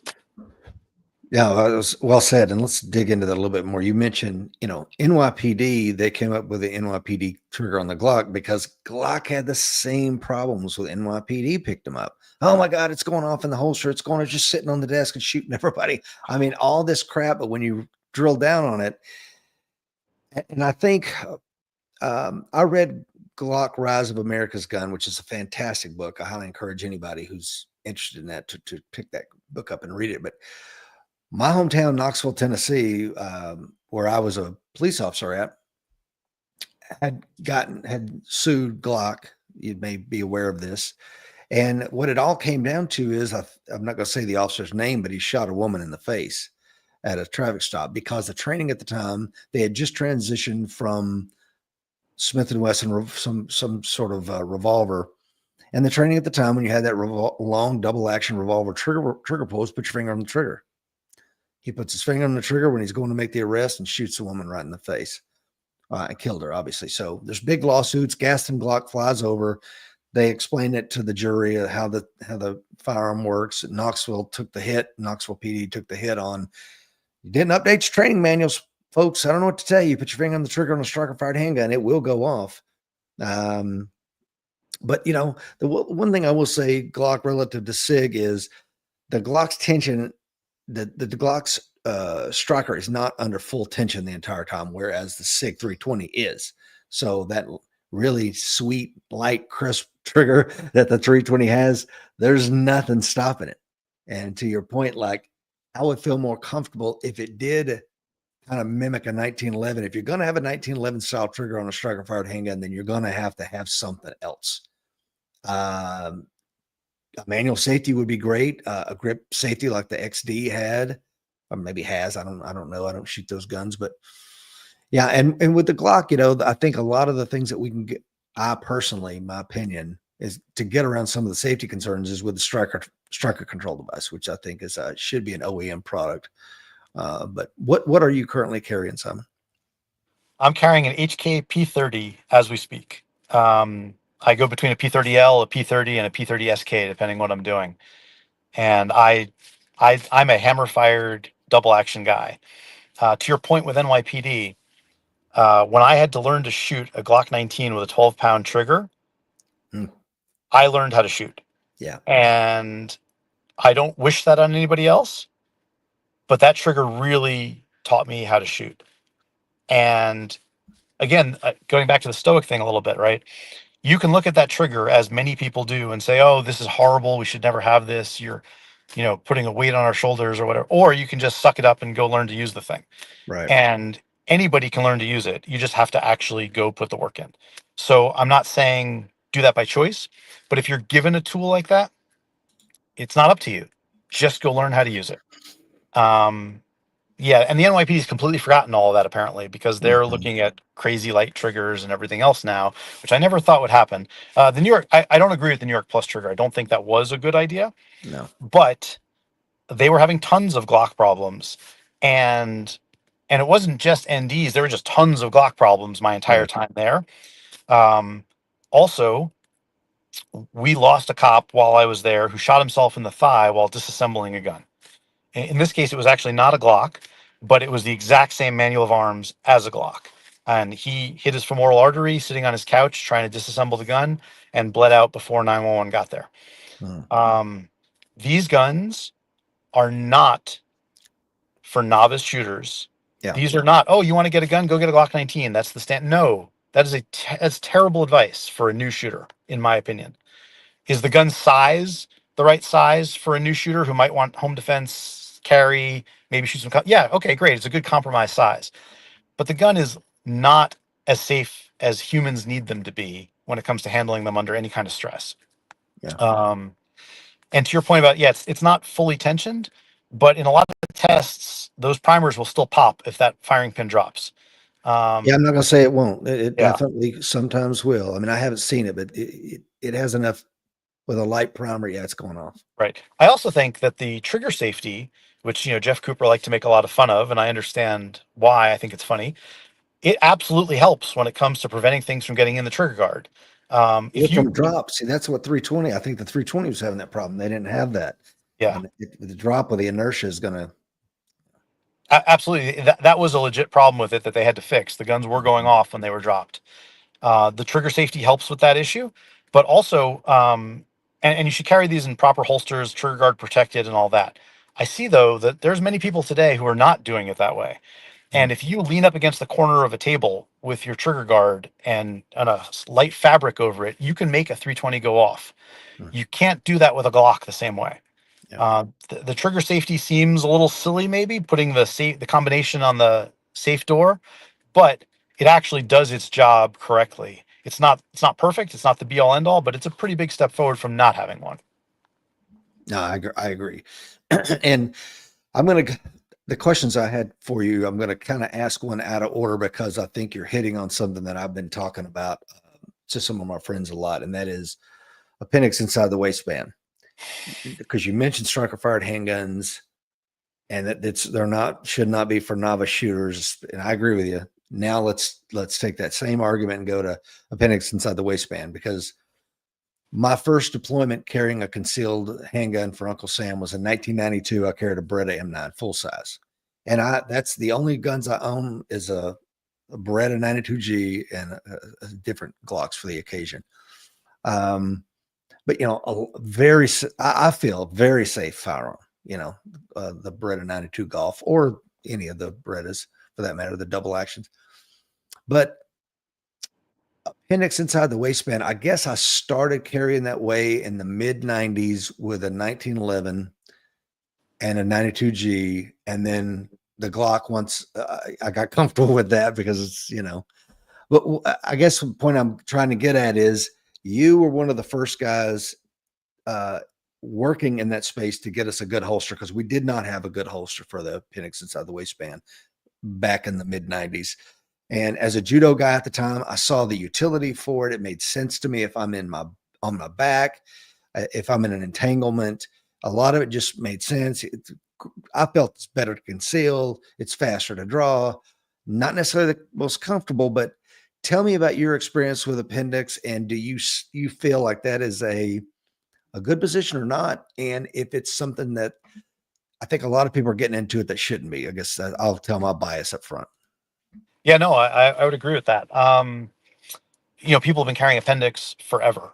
We certainly didn't invent it in our lifetimes in any way, but we didn't have purpose-built holsters for it. And now that we do, and people are seeing that it's marginally faster than drawing from some other position, obviously we all know your draw speed is the only thing that matters under any circumstance, and therefore we have to have the fastest draw we can possibly have. People are flocking to it. Mhm, I don't agree with that. mhm, I started carrying appendix with a Glock. I'm mhm, actually writing an article on this right now. Um, but I didn't know any better in the 90s when I was carrying a Glock appendix. mhm, I knew you had to cover the trigger guard, and that's all I knew. Um, I was safe about it. I was very safe about it, and I don't see everybody taking the same pains to reholster safely, or even to draw safely that I take. And I'm not alone in this. There's lots of people who do this, but among the huge number of people carrying appendix now and carrying Glocks or anything else appendix, I don't see the same level of care being given. mhm, Um, I don't think appendix is the right way to carry if you're not going to give that level of care. mhm, If you have an ND from a strong side holster and you shoot yourself in your calf, which a lot of shooters have done over the years, including some very high level shooters that everybody would know, you're probably going to be okay. mhm, Now you might do some real damage to your leg, but it's a pistol. You're probably going to be okay ultimately. If you shoot yourself appendix, you might be okay, or you might absolutely not be. And your chances of not being okay are much higher than carrying strong side hip. mhm, So if you're going to take that extra risk, there needs to be extra levels of safety and attention given to doing it correctly. If you're running a table saw and you take the guard off, do you treat it just as casually as you ever would, or do you maybe take some extra precautions with it? I know the actual answer to that is most people treat it just like they always would, and that's why they lose fingers. But the correct answer is if you're going to take the guard off, you need to be extra careful and treat it better, right? Um, I'm just not seeing that with guns and appendix, regardless. So I think that's the real problem more than the position itself.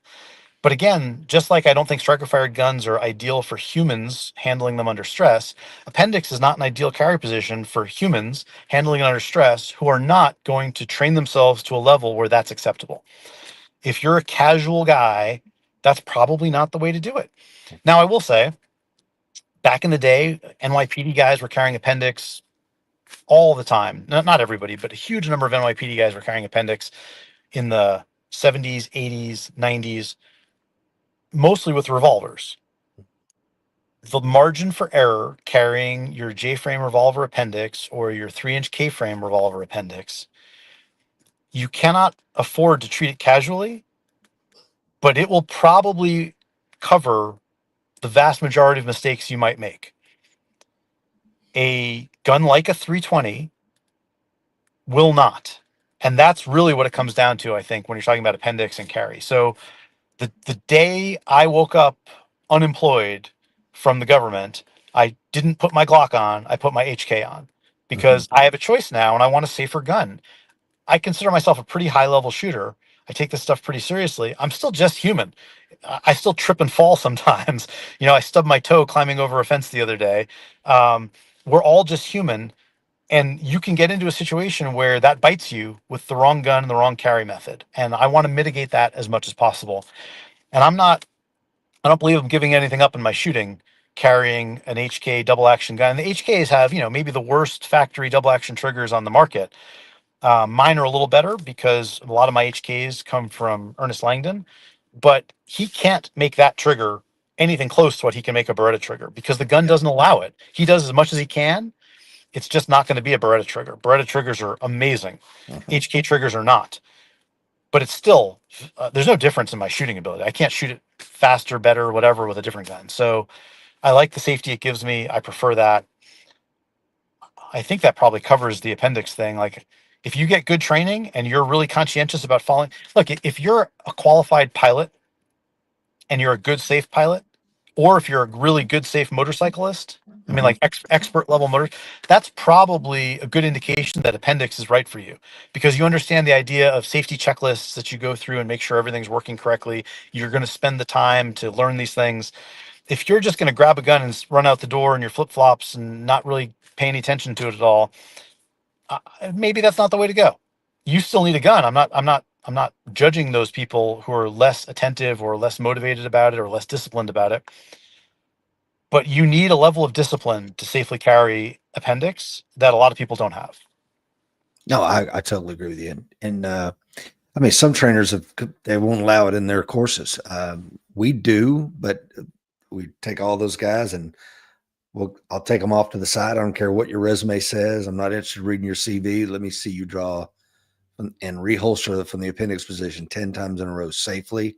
And if you can, then you can go on the line and train. But I don't want the first time that you're drawing a reholster from the appendix to be, live fire on our range with us not having seen you do it before. So, and we're fans of it. But the first thing I like to do is, why do you carry appendix, bro? Tell me. Now, I'm not asking you, Simon. It's a rhetorical. I asked the student. And it can't be because some bearded guy with tattoos and skinny jeans told me it was the way to go. If you don't understand the advantages and disadvantages, then that's probably not the right method for you. What do you think? Yeah, couldn't agree more. Your body shape Uh-huh. should dictate where you carry the gun in many instances more than your Instagram feed. Mm-hmm. And people are built different ways. Some people are designed to carry guns behind the hip. Some are Mm-hmm. designed to carry an appendix. If you are not, I always struggle with how to phrase some of these things because I really hate how sort of bro centric the industry has become. Mm-hmm. Self defense is what fragile, old, small, weaker people need just as much as young, strapping guys full of tattoos and a lot of experience. Mm-hmm. Um, anyway, so if you're not a hand to hand guy, if you don't understand how to hit people and how to get hit, appendix doesn't offer you as many benefits as Mm-hmm. it does for people that are into hand stuff. Yeah. Um, if If you are smaller and weaker and don't have good weapons retention capability, maybe appendix is better for you in some ways. But you have to have something to go with it. We can't just strap a gun on and say this position solves my problems, because it doesn't. If you're carrying a gun and you have not learned how to retain that gun in a fight, I think you are sorely lacking a critical skill that should go with carrying a gun. The better you are at that, the more informed your decision can be about appendix or strong side hip. I'm not even going to talk about the other stuff because they're all just specialty niche carries, in my opinion, right? Right. Um, if you've never been in a fight, even a training fight, then you are less competent at determining how you should carry a gun and what those issues are. Yeah. When we use a gun for self-defense, we're not in a gunfight. We're in a fight. Right. Fighting is fighting by and large. More experience in fighting is a benefit in making good decisions about the equipment we choose, the tactics we choose, the training methodologies we use, the techniques we ultimately fall back on. If you have none of that, then why are you picking a position based on what some guy on Instagram is telling you? Mhm. I don't think that makes sense. No, I agree. I agree. And we have a little, my brother and one of his buddies is also a probation officer. We have a little Sunday fight club. We get the mats out and we'll play with different stuff. And if you're considering going to appendix, or you do, pressure test it, see if it works for you. Do you have a holster that the gun's going to fall out, or the holster's going to go sliding across the mat?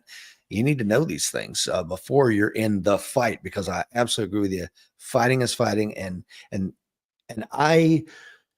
one of the things that a lot of people just like, well, they'll make blanket statements about shooting. I'm like, well, what's the context? Because a Bianchi Cup isn't a gunfight in Afghanistan. There's some skills that overlap, obviously, but the damn two things are different. And if Yes. you don't understand the differences, and maybe this is a great opportunity, Simon, I want to talk to you about your relationship with the late and great Todd Green and what you guys are doing over at pistoltraining.com and the fast. But let's just kind of segue real quick into the competitive realm and what your thoughts are on that. Yeah. So for a long time now, I've believed if you want to be a great shooter, you have to shoot competition. There's no way around it.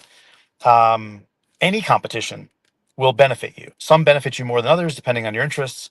But if you want to be a great shooter, and great is all relative. I don't mean like, greatest of all time. I just mean if you want to optimize your shooting ability as much as you possibly can, you need to go shoot competition. If you want to be a very serious self-defense practitioner, probably, I imagine a lot of the guys that you work with through the American Warrior Society, if that's your real focus, then you need to stop shooting competition at a certain point, probably, because what you do with the gun every day on the range will dictate what you do with the gun. And the things that matter to you, the way you train, the way you set your gun up, all of these things will change based on competition.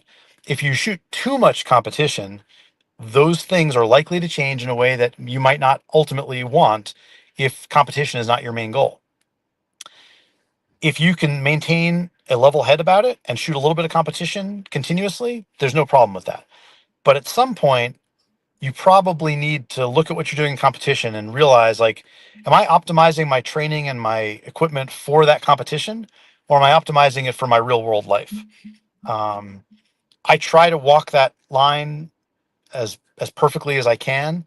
I shoot real guns in competition that are the same guns I carry. I learned that many years ago. Um, it may not be the most competitive way to go. My guns are a lot lighter than most of the winning guns in the divisions I shoot. Heavy Mhm. guns are easier to shoot. Mhm. I'm not carrying a 52-ounce gun for self-defense. Like, that's just not going to happen. I can probably get a PDW for that weight at this point. Like, it's not going to happen. So I use as realistic a gun as I can for my world. I do optimize my holster stuff a little bit because it is still a game, but I also train not just for competition. I wear my real gear that I need, that matters to me as a retired law enforcement officer. I do most of my training with that still. I do almost no training with my competition gear. I will strap it on for a competition and go shoot it. The holster is what I'm really talking about, the belt. but I really don't train with it. You will not see me on a range wearing a competition rig working stuff. I do everything that I can from concealment, from appendix. Um, I think competition is a great tool. It is how you really understand what is capable, what you're capable of, what other people are capable of, how to get there. But from a pure self-defense standpoint, once you've gotten a lot of the big lessons from competition, I don't know there's a huge benefit to it. Um, I wish Mike was here to answer this in person. It's been a few years since I've talked to him about it, Mhm. but Mike is one of the few guys, and there's really very few guys who've consistently shot competition for a long period of time, but who have really focused on the defensive use of the gun Mhm. and who teach to the defensive use of the gun, sort of unbiased by competition. Mhm. Which can never be the case completely, right? Because obviously the techniques we use across the board have come from competition, Mhm. and that's a good thing. But when you take a competition shooters class, you are learning to optimize your training and equipment for a competition. When you take a defensive shooters class, you should be learning to optimize your equipment and training for defensive use. Mhm.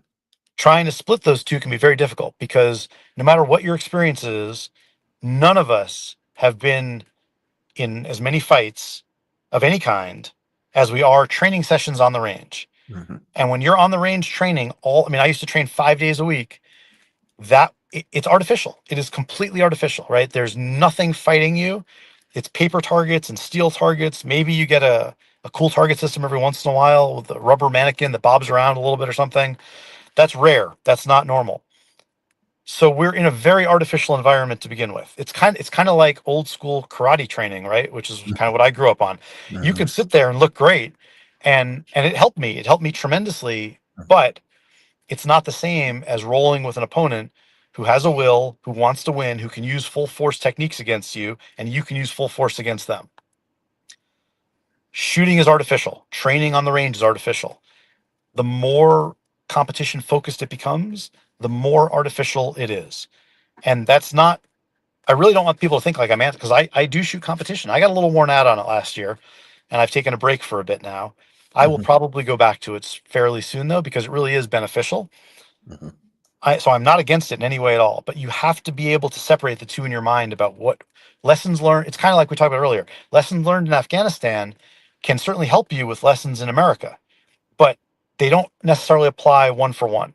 And you have to adapt to the situation you're in and learn the specifics of what matters here, not just what I learned in this other place that I thought was cool, and I'm just going to force feed it over here. I think that's like across the board, right? Oh no, it's an excellent answer. I don't enjoy shooting competition, but I call it eating my vegetables. I have to just got to go do it. You got to strap it on and stand there in front of your friends and everybody watching and the group of shit talkers that I shoot with. They're all Marines and current police officers. And, if you bobble a reload, you're going to hear about it. There's a video and it's going to be on the internet and, it's going to be awesome. Right. And that's Um, super useful. that's right. It is because it's a stress and, you're inoculating yourself to stress. But anyway, Yeah. um, no, I agree with it. I love what you said because there's a place where you get really good A class or whatever, but you're creating conscious competence. But then you can cross the line if you're not careful, and you get into the gamey crap, and you start getting away from it. And I know people that are phenomenal shooters that are not CCW guys, they're not defensive guys. It's their golf game. Mhm. They don't even like the fact that they're shooting at a humanoid type silhouette. It freaks them out. I mean, they never would imagine the defensive application of the gun that they're really trained well at. I mean, they're rare, but they're certainly out there. Yeah, that's a strange outlook for me, but I know it exists. It does. It's a really creepy outlet for me because I'm only shooting that match to train for the eventuality that probably will statistically never happen. But if it does come, I want to be ready. But I'd make the same thing that you just said relative to BJJ or any kind of MMA combatives. In that, as a bouncer for 4 or 5 years and as a corrections officer and as a street cop, I've put hands on people a lot. Um, And most of the things that I learned in my Shotokan class back in the 80s were almost not useful at all. So I got a lot of reps on crap that never really translated well to the actual application. So I think people have to be careful with sport jujitsu. Is it good? Yes. And because the other person is trying to exert their will, but they're not really punching you, man. They're not biting you. They're not doing all the crap that a meth addict's going to do behind a dumpster at 2 a.m. when you're trying to put handcuffs on them. So I like training with people in combatives, like when I'm fortunate enough to be in Tulsa, training with their DT staff, because we'll put on the gloves and they have a Friday lunch session, and it is an ass kicker, man. If you ever get an opportunity to go down there, I'll hook you up with Virgil. And it's just whoever wants to come off shift and get it on, man. Nice. And it's full contact. You'll get punched in the face, bring your mouthpiece. I mean, it's all pads and gloves, but it's the way it kind of should be. Everybody gets to do what they want. And even though you could take some of that, like my friends, I know that when we get on the mats and BJJ, we'll slap the mat to indicate, like, I'd punch you in the face right now. So whatever you're laying there on your back, you better figure it out quick, because I'm going to, if this was real, I'm going to be punching you in the face. I don't know, man. I don't think we'll ever find, I'm throwing this to you, Simon, where it is truly immersive. And maybe that's kind of what the box drill was maybe a little bit designed to do. You're utilizing shooting skills. You're solving problems with your firearms. You're making decisions under stress. I don't know, man. What do you think? You think there's better training out there? Well, I think the box drill is immersive in this, or Can you explain what it is for those that don't know what a yeah, hooded box drill is? or at least it's integrated, I guess, Yeah. in the sense that you're using, hands and weapons and everything. But the basic box drill, which can be applied to anything, this was a drill that Dwayne Dieter did at his CQD school, that was um, really designed around tier one needs for CQB. Hand-to-hand ability during CQB, where you need to just put people down hard and fast. Lots of weapon strikes, which, again, some people like to poo-poo that stuff. I find them to be pretty decisive when Muzzle done strike. correctly. Yeah. I've Um, done muzzle strike, and it absolutely yeah. incredibly. Yeah. It's a big deal when it hits somebody. Yeah. Um, so the hooded box drill is basically the individual student in a small box that they're not allowed to leave, and they're in their fighting position with their M4 or whatever. And again, you could do empty hand, you could do pistol, you could do M4, you could do a sword, I guess, if that was your thing. They put a hood drops down from the ceiling on a pulley. You can't see anything, and there's loud pulsing music and everything, just like a really heavy beat. So you can't hear anything, you can't see anything. It's sort of a sensory deprivation chamber without actually depriving you of your senses. Um, and then role players come out and set up whatever the scenario is, and then they pull the hood off, and you have to react immediately to whatever is in front of you. Sometimes that's a guy throwing a punch at you the second the hood comes up. Sometimes it's two guys tackling you. Sometimes it's a guy with a hostage in the corner rolling around, and you have to save the hostage, and you can't leave this box. um, it's all about improving your decision making ability, really.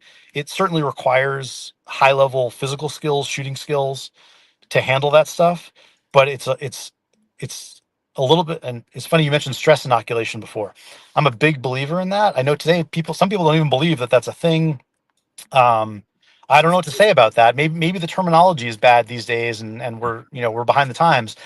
But stress inoculation has been tremendously beneficial for me anyway. Mhm. And this is a great form of stress inoculation, because I don't care how big and bad you are. When you're standing under that hood, everybody is afraid of what's going to happen when the hood opens. And not that you think you're going to die or, break a limb or something, but you want to perform well, and you have no idea what's going to happen. And your teammates are watching, instructors are grading you. This is all graded. Um, you definitely feel some fear and some apprehension when that's happening. And again, none of us really got hurt doing it, although nobody walked away without being pretty beat up, but none Mhm. of us got hurt. But when that hood comes off and you end up getting tackled in two directions, now you're on the floor. Like, it's a shock to your system. That doesn't happen all the time. Again, someone just throws a punch, you do what you got to do, or you've got to shoot or something. The drill is fantastic, though. And it's not the easiest thing to put on. And the other problem is, I will say, so Dieter really understood role players and how to craft scenarios and script role players. I did a lot of Sims teaching with the NYPD and with State Department, and less with the FBI, but some. Um, how good your role players are and how tightly scripted your scenarios are is really the thing that makes or breaks the effectiveness of that training. Not to mention that you can't just throw someone into a scenario and expect them to learn. Right. We need to still build their skills, and then scenarios are good for testing those skills. Mhm. But if you don't have the right scripting and the right role players, you're not testing what you think you're testing, and they don't go the way you want, and then the student doesn't get what they need out of it. So Dieter did a really good job with that, and the hooded box drill was it was a drill, it was a test, but it was sort of because of the apprehension level you felt underneath the hood. It was pretty impactful on everybody who went through it. You haven't done it, but you know about it because people talk about it. It was a big deal. It really benefited my real world decision making, and crafted some of my training a little tighter after that. Yeah, yeah, I've heard that was good things, but yeah, the stress inoculation. I don't know. I mean, again, maybe there's a better term for it out there. I mean, I have a degree in social psychology. Maybe I'll try to figure out what that better term should be. But I think for now, it's a pretty damn good term. And really, I spent my last 6 years in the Marine Corps at Paris Island, where we train Marines. That's what we do. And the purpose, if you look at the purpose of the 13-week curriculum at Marine Corps recruit training, it's to inoculate the basically trained Marine to interpersonal violence. Full stop. The rest of the shit that you see on TV is just, you know, it's just cake, But that's what we're trying to do. And we had one comment on the Marine Corps that did a phenomenal job of understanding that we need to make moral decision makers, because the wars of the future are going to be, he called it the 3 block war concept. Are you familiar with this? I am. Okay. For those that don't know, it's real simple. First block, you're handing out candy and soccer balls and blankets. And then second block, you're dividing warring factions. And on third block, it's all out urban combat. And you have to have the moral flexibility and the skills to rotate in and out of all 3 domains relatively seamlessly. Well, that has to be, besides skill development on the flat range or wherever you may develop those skills in a shoot house or whatever, you have to have uh, stress inoculation so you don't fall apart emotionally or morally or what have you. Well, it's no different. I don't enjoy flying at all. I really hate flying. Mm-hmm. So it's no different than learning a little bit about airplanes, right? Like all the noises you hear, maybe that's just the gear going up or down. It's not the plane breaking apart. Like you don't need to stress about that. Learning what turbulence does to a plane, like the more you know about something, the better off you are at handling that thing. Mm-hmm. And since we cannot put people in America generally into real fights of any kind in order to get them the experience they need to handle those in the future, what we can do is come as close as we possibly can, which is no different than just learning more about the subject so that you know more about it, so that you stress less about it, and you make better decisions, and things hopefully work better. So when you do have to do it for real, and you now have built some actual experience doing it, it doesn't go as badly as it might have otherwise. No, absolutely. I'm still terrified of heights. And I knew that. So at 16, I'm like, I'm going to start taking flying lessons because I have to confront this fear, or else it's going to dictate the terms of my life. So I was working at McDonald's at 16 years old, making $3.35 an hour, and I would save my money to go to take flying lessons and ultimately soloed at 16. But it doesn't mean that I'm any less fearful of heights, Simon. All the rappelling and shit I did in the Marine Corps or whatever, or fast roping out of helos, but I'm inoculated to it where it doesn't control me. So people that go poo poo on stress inoculation, I just don't understand it. I don't understand it either. Yeah. Yeah. Anyway, Yeah. sometimes old ways are better ways. Yeah. So I want to dig into, well, I still got you here, Simon. You and the late great Todd Green, man, you are some of the most intellectual defensive handgun shooters of our generation. Oof. I'm telling you, but who else is out there? I mean, I'm being serious. Uh, Maybe Todd. I don't know if I earned that title, but I but will give you anyway. that title, my friend, because some people might find, you're opinionated, but you can support your opinion with the relative facts and information. I And try so to anyway. that's where I'm going with that. Some people are opinionated and they just don't know what, it's a thin veneer. So you can back it up. And that's why I was really excited about talking to you today. What was your relationship to Todd? Yeah, so Todd was my best friend, best training partner I could ask for. Um, we met actually. So, you know John Holshin, of course. Mm-hmm. Um, John Holshin, when he was teaching at Insights, and Greg Hamilton were two of my early major influences on shooting and fighting and tactics. And I learned a ton from them. And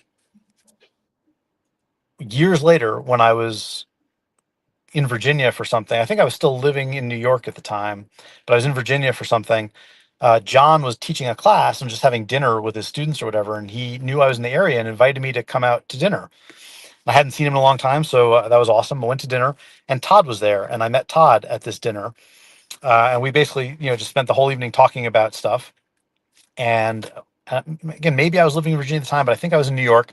But when I ended up moving to Virginia for MSD, Todd and I became training partners and buddies, and we used to shoot 3 to 5 days a week, depending, as long as I was in the country. He'd go to schools, I'd go to schools. We would cross train and show each other what we learned at places that we hadn't been together. We went to a lot of schools together, of course. Um, More important than competition is having a good training buddy. Yeah. If you've got somebody to shoot with or somebody to fight with or roll with that is as good as you or maybe a little better, someone that can push you, and you're as you're together going to put in a ton of effort, I think that is the fastest way to get good at anything. I may not listen to music when I work out, but if I could have, I work out in my house. I have a gym in the basement. I just lift there. If I Hmm. could have, if I could Brag. have a lifting partner, that would be a better way to go. Hmm. I just think that's invaluable. And so Todd, for those who don't know, he died in 2016 from cancer. Um, he was pretty young at the time, but He was for a like early guy, 40s, wasn't he? I'm sorry. He was in his earlier to mid 40s, wasn't Yeah, he was mid 40s. he? Yeah. Um, for a guy who was never in law enforcement and never in the military, he had really an outsized impact on the shooting and training industry. Hmm. And so I was just very lucky to call him a friend, and I benefited tremendously from our friendship. Yeah. Looks like your bride is on. Good morning, Julie. She says, rest Uh-oh. in peace, TLG. What a great friend, true thinker, and honorable person. Yeah, I think he had a JD degree, if I'm not mistaken. He did have a JD degree, but more important than that, um, he was one of the guys who introduced me to my wife. TC Fuller was the other guy who introduced me to my wife.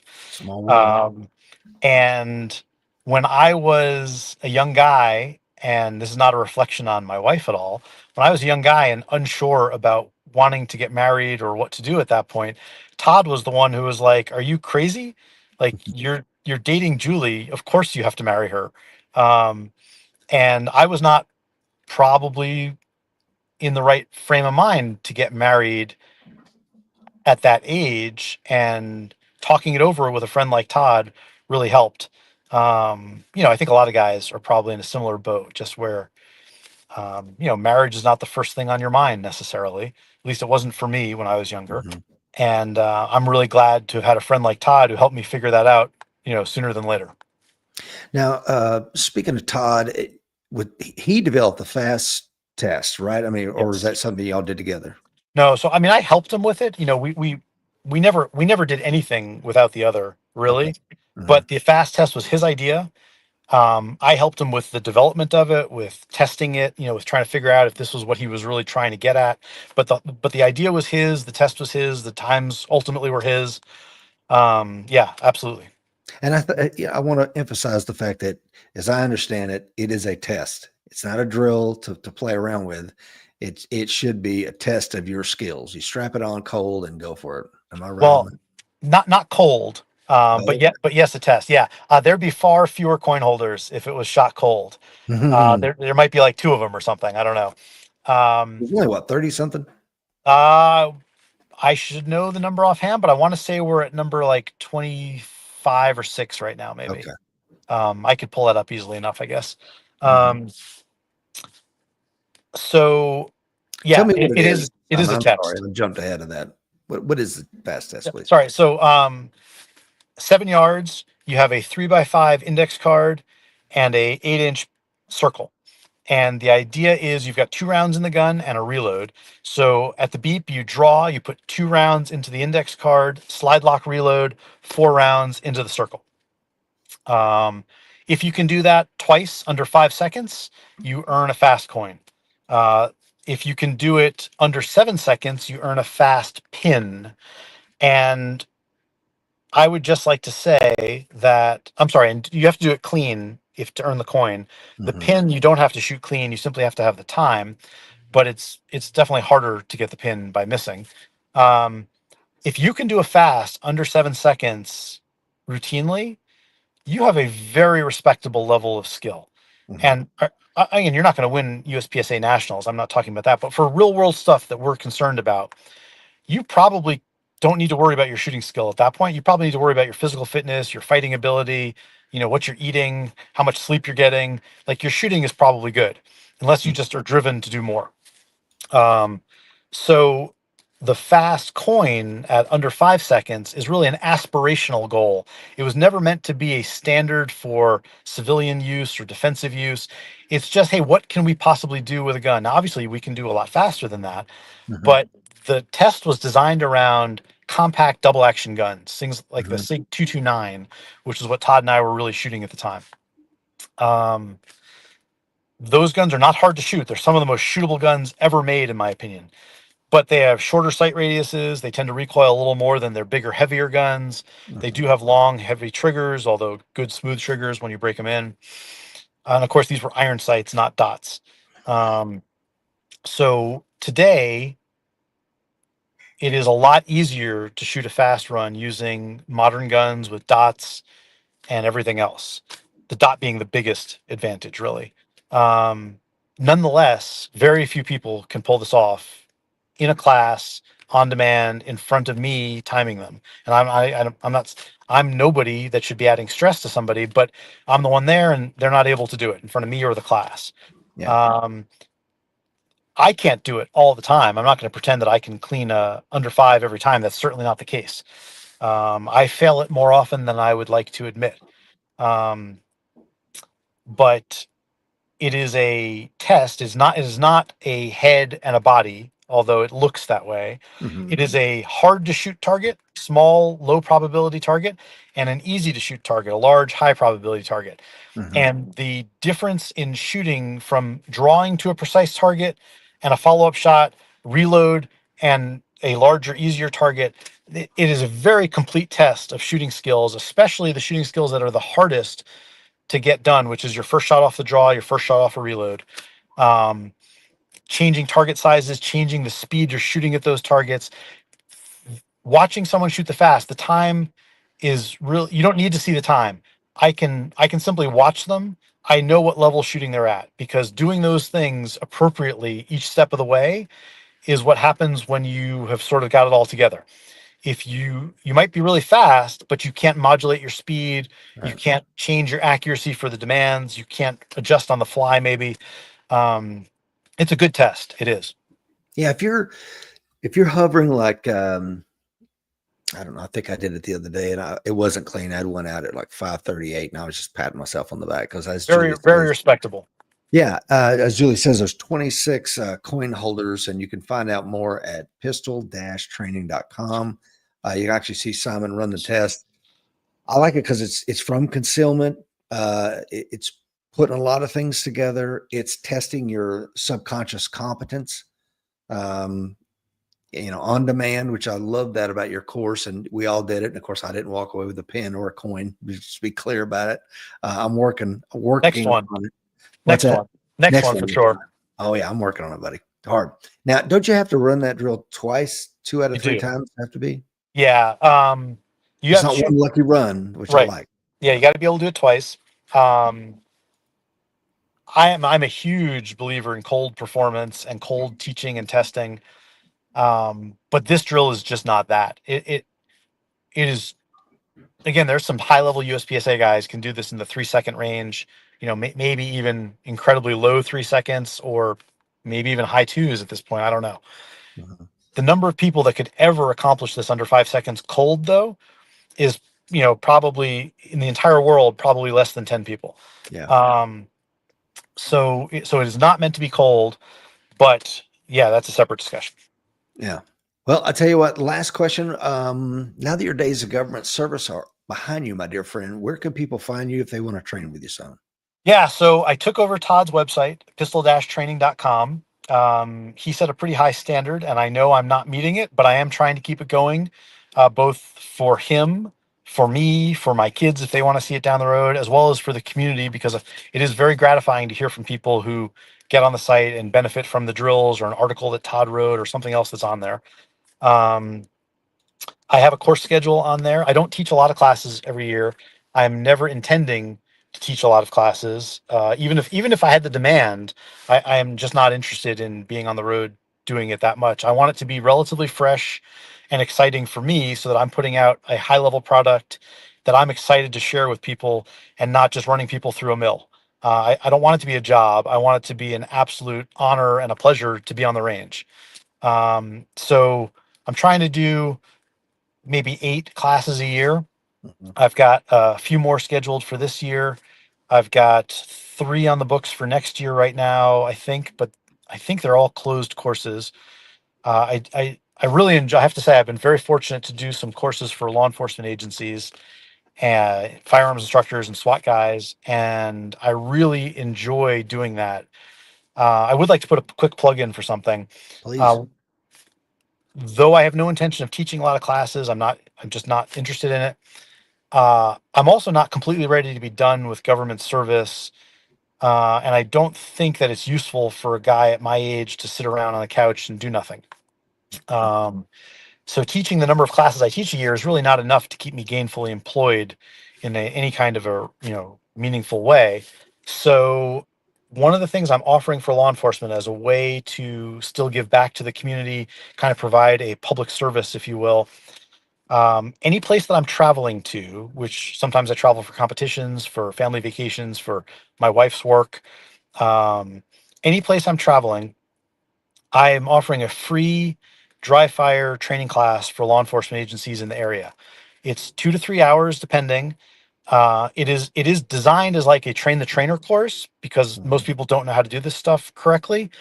But unlike my live fire training, which requires a small but still a certain level of skill to get into the class, dry fire can be for anybody. So I'm happy to work with firearms instructors, SWAT guys, basic patrol guys that are in the academy still in some states that have that option, guys that haven't been to the academy but are going to the academy but are working for that agency.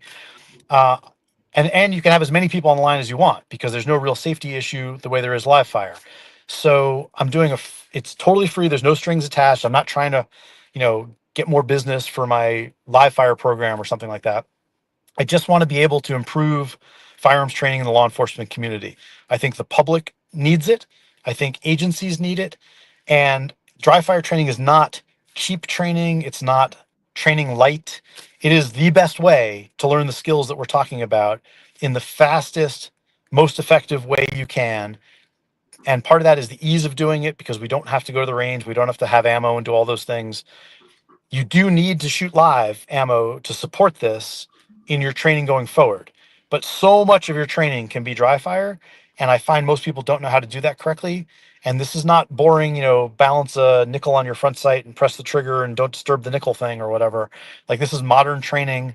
It's what I do every single day to some extent. It is invaluable for learning to shoot at a high level.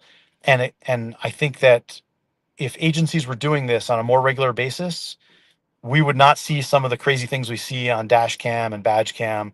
And I want to do something to change that. And this is the only way I can think of to do it. So I'd like to give back to the community by doing it totally for free. Anywhere I'm going, any agency that wants it is absolutely welcome to it.